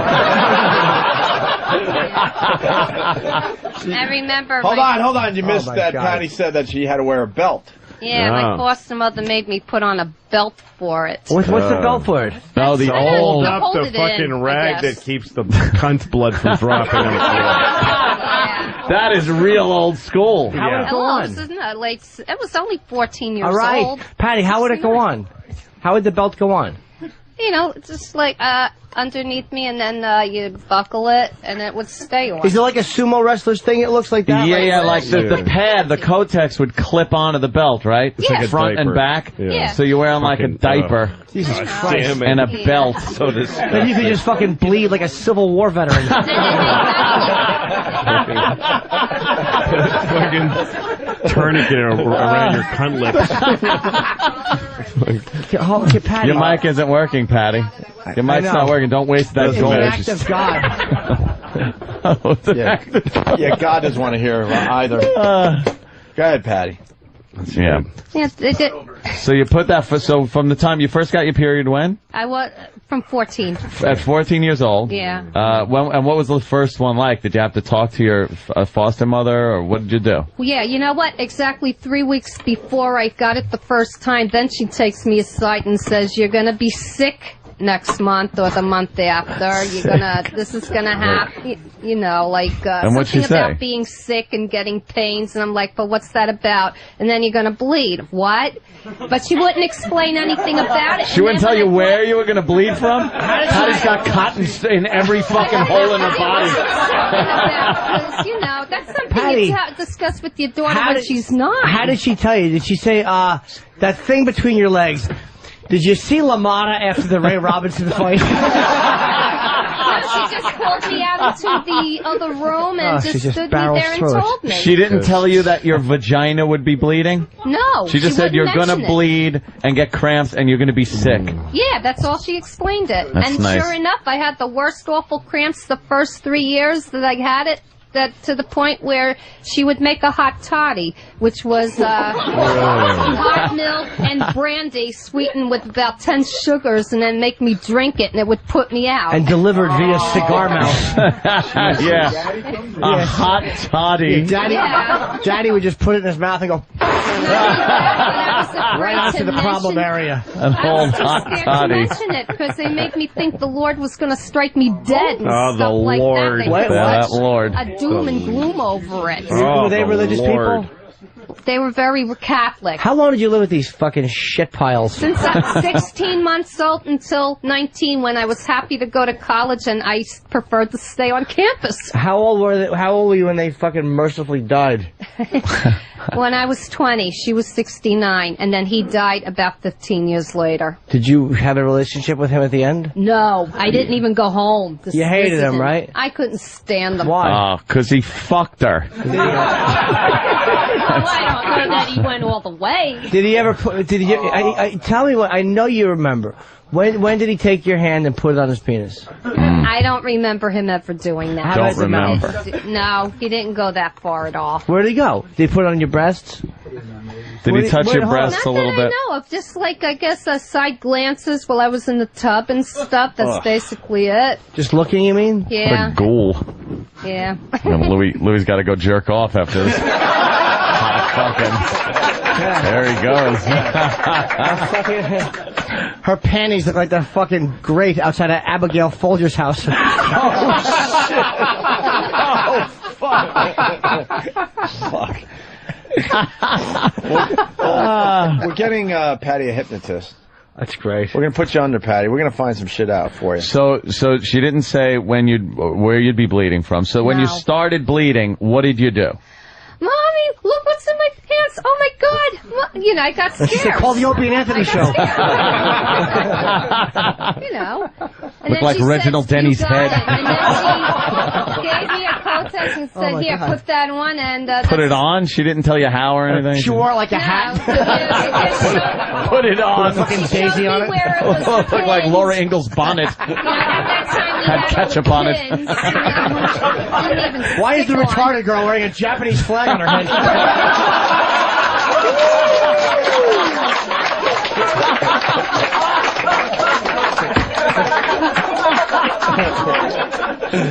Holy shit. Fucking Patty. Wow. So you had no clue why you were bleeding. Not and she at the just gave time. you a Kotex? She didn't explain to you further? No, but when I went to the library to take a book out on it, now I had a younger brother at the time, and he was just as messed up as they were. He would take the book and show it to them, and they would end up punishing me, and they would hide the book. So what book is this? What it book? was a medical book on getting your period, becoming a woman. It was a normal book. It was from the library. They would not allow me to read those things. They wouldn't let you read it. On the sneak to learn how. On the sneak. On the sneak. Just to learn about it. That's what your dad was doing. I didn't know what the way of learning it. So what? Your brother now? Wait. Whatever happened to your brother? I don't know whatever happened to him, but I hated him too because he would punch me and give me bruises on my arm. I would show it to my foster parents, and if I hit him back, I got hit by them. He wasn't your biological brother then. He was. He just was another my father. biological Oh, he was. brother. So you don't. but Oh, he he had was. special problems. Oh yeah. What was wrong with this? Yeah, he was born with my mother's schizophrenia, which is why he saw shadows on the wall coming to life that I couldn't see. And he kept them up. And That was Daddy. She could be the most fucked up individual. No kidding. Yeah. So wait, your mother had schizophrenia. Yeah, my natural mother. Yeah, and your natural. So your mom gave up you and your brother to the same people. Yeah, to the same people. And how many years since you seen your brother? Right now, it's been about 14, 15 years. I kind of fear him because of his illness. You know, he used to be very violent when he was younger. Yeah. He would hit me. I'd have bruises from I know, him you said that. as Where a is he? child. Where is he now? He's holding the mic right there. It's Pat Duffy, this violent motherfucker. I was just thinking I had very similar problems. Yeah. Where is he now, Pat? Living somewhere in the city or Staten Island or Brooklyn. I don't know which one. Oh, the that's last good. address was on Staten Island, Brooklyn. Island. But Why don't you that's just say years and years Queens ago. also? Yeah, you forgot all the Island. He fucking could boroughs. be anywhere. Do you have any family at all that you No. were with, like that you know, or Nobody. nobody? No. Oh, you ain't got no buddy. No. Do you have any friends or anything? Like, who do you spend most of your time with, or who do you talk to every day? Is there anybody that you talk to every day? People at work. People at work. One or two people in the building, like my neighbor across the So hall. nobody that actually wants to. Right. Nobody that invites you. Just people that you talk to because they're near you. The question would be, what the back of whose head do you talk to the most as they're walking away? Who takes a really deep breath when you walk up to say hello? And he goes, "Oh, hi, Patty." The people I see every day are the people at work, and they love Right. me. That's Oh, yeah? great. Yeah. That's great. What did your last period? What was that like? None eventful. It was not remarkable? And it went, and that was it. What happened? It came and it went. Was it? I have not gotten any other symptoms or anything. No, was it? Could you tell though? Were you like, oh, this has got to be the end of the tank? There's some sediment in it. Yeah. It had grinds like fucking Sunoco coffee. Something was going on. Yeah. Oh, you didn't know? I know, it's amazing. You really do have. You have the timing of a fucking rhino. You just like. Here's what you have to do. Like when you see people laughing, you hear them laughing. You pause for a second. Just wait a second. But like, Feel it out. yeah. Let them, get the laughter out. Because nobody hears half what you're saying. I'm not trying to shit on you, but nobody hears half what you're saying. Fucking retard. Father was. Jesus. I'm going to Patty. do my impression of you. I want you to see. Okay. Louis say something in the crowd. We'll laugh. Okay. Now you put pressure on me to get Yeah, that's a lot of pressure. Then I was going to come back down, but then they told me that private club, my father withdrew. So I'd have bruises all over. Heavens to Murgatroyd. But if you pause, people will hear what you're saying. Yeah, Patty. Yeah. When's the hypnotist coming in? When is? We're tentatively scheduled for the 14th or the 12th, the Friday after the 4th, a week from the 4th. Have you been hypnotized before, Patty? Never. You think you'll go under? I don't know. I've never been hypnotized. We'll have to see. It can't be one of those wacky hypnotists that, No. make you do wacky This is things. the It's got to be Ron like Fez one of guy. those It's hypnotists that can hypnotize you and then really kind of get in there and... The Ron Fez guy. He does that stuff too, but he's the real deal. He's definitely the real deal. Yeah. All right. Yeah. I'm open to it. And you're willing to, Yeah, I'm open-minded. are you? Yeah, I'm No, very you're not. fascinated by that kind of thing. And this has fucked up her sexuality for her whole life. Yeah. She will not be with a man. She's a virgin. Oh, you She's- can see from all that's happened to her. Yeah. That she's got to protect herself. She would you can see why withdraw somebody like and this wince. Yeah, I mean, don't get me wrong. I've always wanted to have a serious relationship with somebody. Just that I guess. She's actually doing pretty well considering her I've background. had crushes Left on it. porn- Shut up! Trying to fucking say something positive about you. Trying to say something positive about you. Now, Louis, why would you yell at Jake Johansson like that? I don't know why I'm so mad at Hitler if he'd survived. He kind of looks like an old Hitler. he shaved. Look, I just think that, she was left on a diner counter, for fuck's sake. Yeah. Raised by a couple of fucking Animals. creeps. Yep. Schizophrenic mom and brother. Some nurse shoved a tampon up her fucking pussy. And she's doing pretty well, considering. Yeah. I think she's got a positive attitude. Yeah. She's doing terrific. She's got a positive attitude. She feels love from people at her work, and she likes coming here and sharing her life with us. She's all right. I like Patty. Here's the thing. Let me just correct you. She's misreading their hatred at work, and she's never had a dick in that's her. it. That's fine. Yes, that's all true. But she's got a positive attitude, considering. Hey, Patty. Pete, she goes to work, and people literally go, ugh. And she says, they love me there. Nah, but and I think that's a testament to her positive attitude. It is, but no, and I don't mean this in a real, but this shit heap. I'm kidding, Patty. None taken. Patty, how did the nurse show you the tampon? Like, did she put it in you, or did she show you with something else? She just went with hand motion. She made her do a handstand and then threw it like a javelin.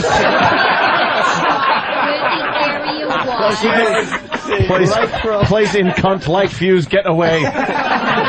She showed me on a chart where a chart. Yeah, she showed me a photo, and then it goes here, and then she went like that with the motion, the correct motion, and she said you slip it in there, and did you have trouble the first time you tried to put it in? Of course I did. And what happened the first time? It was painful the first 2 times. After that, it was Did you get it in deep enough? Yeah, you probably, because I could picture you just putting the tip in and fucking cotton's hanging out of it. It's hanging out like a cigar. No, but I was okay after the 3rd month of doing it. 3rd month. It took you 3 months to figure out how to shove a fucking tampon in. Took her 3 months before she figured out she had to take the first one out.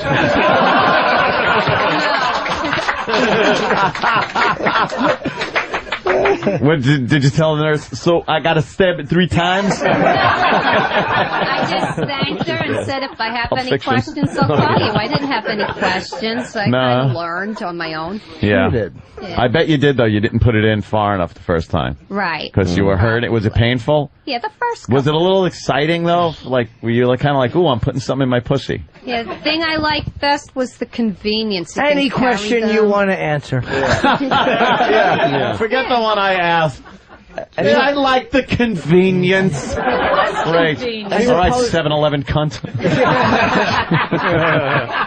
Anyone else getting the feeling that she's not talking about tampons here and she's talking about her dad? Yeah. He was there. After 3 months. So, Patty, how did you put it in? I'd lie on the couch sideways and then and shove it in. That's how things go in there. The nurse just said, sit down on the toilet and do it. Right on the toilet. That's where it things go in your That's private. nice. First time you violated yourself, you were reading Beetle Bailey. Sit on the toilet. That's where the private, gross things happen. All right. Well, hypnotist for Patty in the very I agree. Yeah, definitely. All right. We're going to do line of the day and get these folks out of here so they could go to Unmasked with Louis C.K. Yes. Yes. Oh, yeah. Oh, yeah. And where again tonight? State. I can't remember either. State Theater in New Brunswick. Tonight. That's right. 8 o'clock. Don't go to Vinny's Club. Go see. Go instead. Louis To the C.K. State Theater. All new jokes. Who's at your dad's club LouisCK.com. tonight? Yeah, who's the competition? It's Jim David. Jim David. Jim He's David. so funny. Way funnier than Louis. So if you want to see Louis C.K., you can go to the State Theater. It's in East Brunswick. Wow. Main Street. Oh, yeah. Jesus, she's a smart ass. I love it. I love the fact she just gave out 2 cities over. That makes me so happy. Wow. All right. Look at that fucking contrast between her and Patty. Oh, that's crazy. Look at what can go awfully wrong. She's way too. They're made up of the same chemicals. Yeah. But that's where the fucking No, they thing actually ends. are not. Really, they are? No, I think One is Patty- sugar and spice and one is shit. I had to. Of course. And you know her. I didn't know I was made of sugar and spice. Oh, thank you, Jimmy. That's very sweet. romantic. Jesus. Oh, Sorry, Christ. Lloyd. All right, Pat. I don't remember what happened. In the bathtub, the father's walking in. Fuck. This house he wants to shave. Yeah. No doors. Yeah. No doors allowed. That's right. Little fucking. I don't know. Her house is a little rat maze. She goes, Dad, and he goes, give me a you think I'm looking at you? Are you fucking kidding me? Yeah. Stop it. Shut your mouth, diner mooch. In a basket. What are you fucking? She's one of the little rascals. Let's do line of the day. Sponsored by Carbonite.com. Carbonite backs up your computer hard drive so you never have to worry about losing any of your files. Check it out at Carbonite.com. Promo code XM. At least 5 runner-up lines. Yeah, wow. We still got some that we're working on. All right, processed. All right, let's go with the first one. You could do one. We don't have any of them loaded yet. That's what I was talking about. E-Rock. Not E-Rock. E-Rock, get in here. How is it 11:15 and they're not loaded? 11:15. Get in here, E-Rock. Give E-Rock the welcome he's due when he walks in. Hello, shit dick. What happened, E-Rock? I don't do line of the day. They were finishing cutting up some last minute ones. They haven't loaded it yet. You don't do it. You're usually the subject of it. So we told Danny to stall because we weren't ready yet. I said we could at least start because a few of them are cut. Yeah. I don't have it, the rundown of what everybody voted on yet. Oh, Jesus. Is this embarrassing? I'll play stuff randomly. Why don't you I'm not attacking him. I'm just saying the list wasn't done. Why don't you entertain the crowd while we wait for it? Because what are we supposed to do? Stretch? You guys want to hear a joke from E-Rock? All right, E-Rock. Set up the microphone Sam's for E-Rock. cheering, yeah. Eric's going to stretch his shirts. Jimmy, would you like to do the intro for our next comedian, E-Rock? All right. Yeah, here we go. Ladies and gentlemen, you might recognize your next... Look at the panic in his face.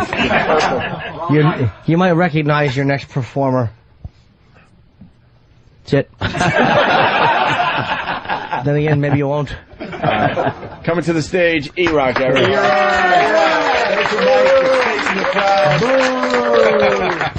Boo! No, face him, not us. That's the show. That's the show. Be more funny. E-Rock, turn around and tell a joke. I don't have Face any the jokes. crowd. Face Don't. the crowd, Without, you need confidence. Hey, I have no jokes. Sorry to How do you not have any joke? Start over. That was hilarious. Nothing to the table. How do you not have any fucking jokes? I don't know any jokes. From the time you were a kid till now, you've never heard one fucking joke in your life. I don't remember any jokes. Any. Just start talking. Just start talking. Joke. Or do an impression. Do something. Talk about something funny, a funny anecdote from your life. Yeah, let's go. Yes. Yeah, tell them something funny that happened to you recently. Go. Funny. Turn your whole body towards them. and tell Turn them your about whole something body. funny Don't, that yeah. happened. Dead. Don't turn. They'll think they're watching Alfred Hitchcock. That's right. That's right. Okay. Oh. Let's see. One time, I punched my grandmother in the side of the face. He's killing me. It's not a joke. It's just it's a little anecdote here. Well, why don't you tell what led up to it, you dummy? Exactly. What did the old cunt do? Face the crowd. Face the crowd. All right. You're doing good. No, this isn't funny. This is just What other happened? than punching her in the face. The rest of the story isn't that funny. Why'd you punch her in the face? Because she had a tendency to be abusive to a lot of the children in our family.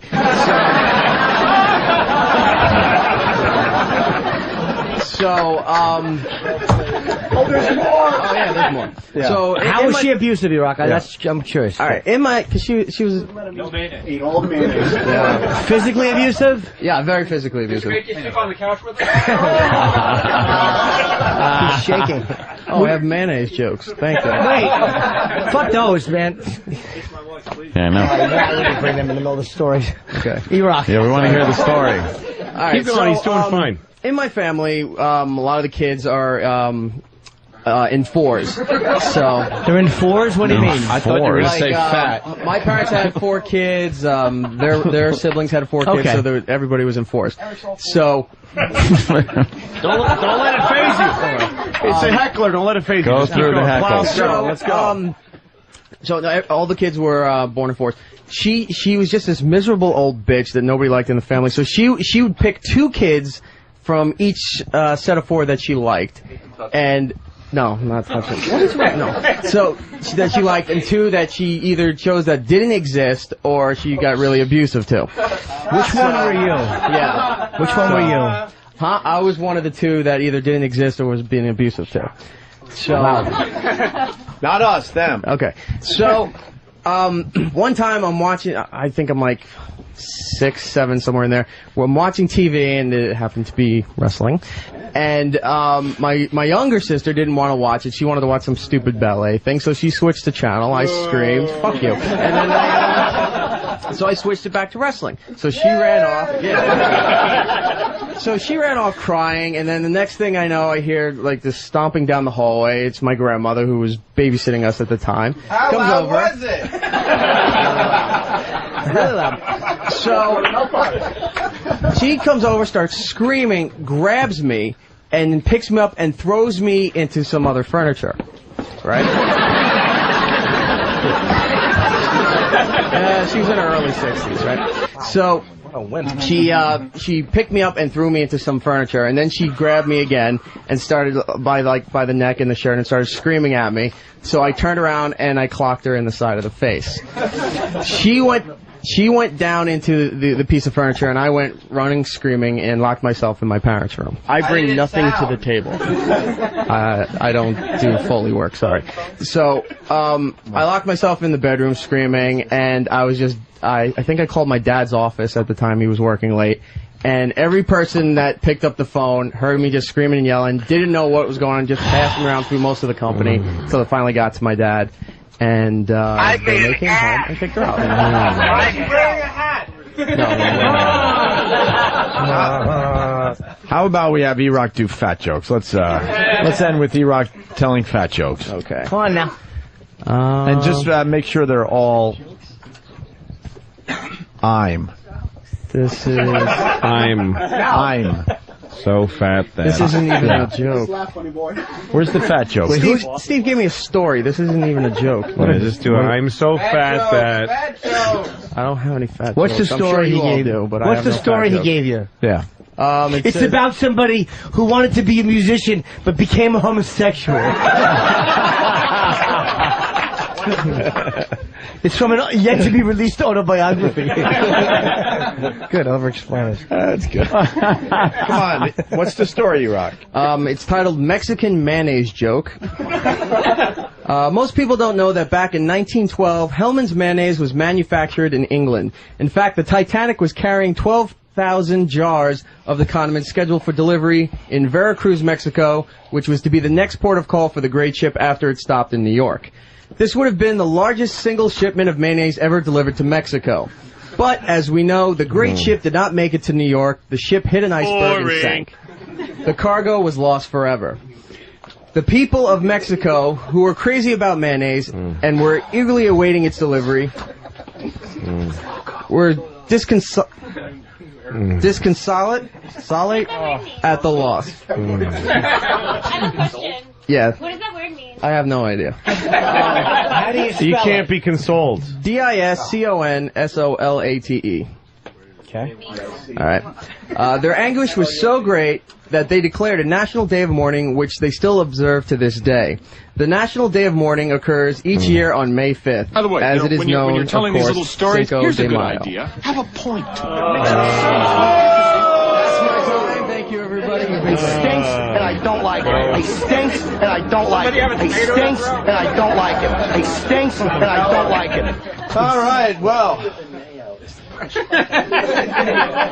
noticed he said Cinco de Mayo, didn't he? Yeah, I am fucking really depressed now. Yeah, we're all just That was exhausted. just depressing. Yeah, well, Let's do the first runner-up line of the day. Oh, God. Good. The only one that I actually read was the one that said what they wanted to do to me. That was beat me with a lead pipe.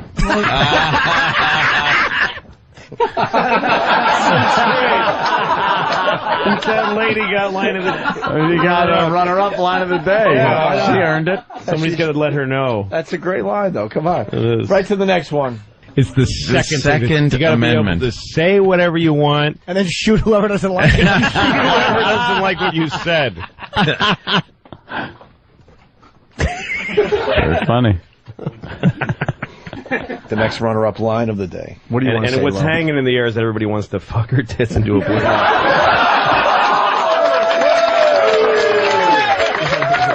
That was a biggie. Going unmasked today. Well, Comics, 1 o'clock.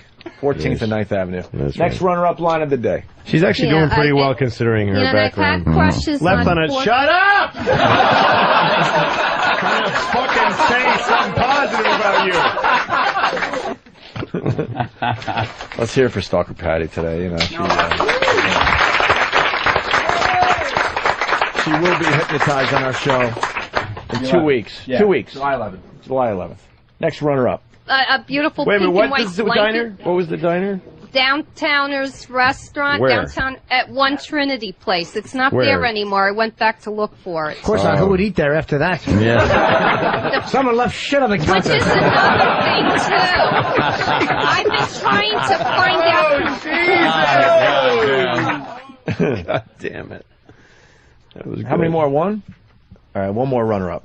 It's like you'll be going through a mountain, there'll be like 2 lanes will go down to 1 lane, like it for both directions, and there'll be big boulders on top. So if the war starts, they set off charges to drop the boulders to block off all In the charge roads. of the army, the coyote.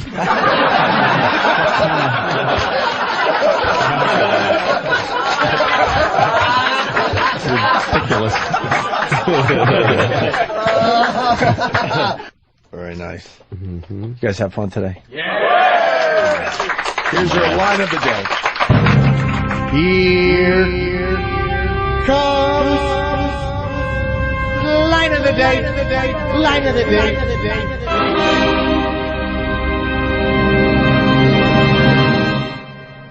So Oh, my here, God. put that on and Put it on? She didn't tell you how or anything? She wore like a hat. Put it on. Fucking daisy on it. Looked like Laura Ingalls' bonnet. Had ketchup on it. Why is the retarded girl wearing a Japanese flag on her head?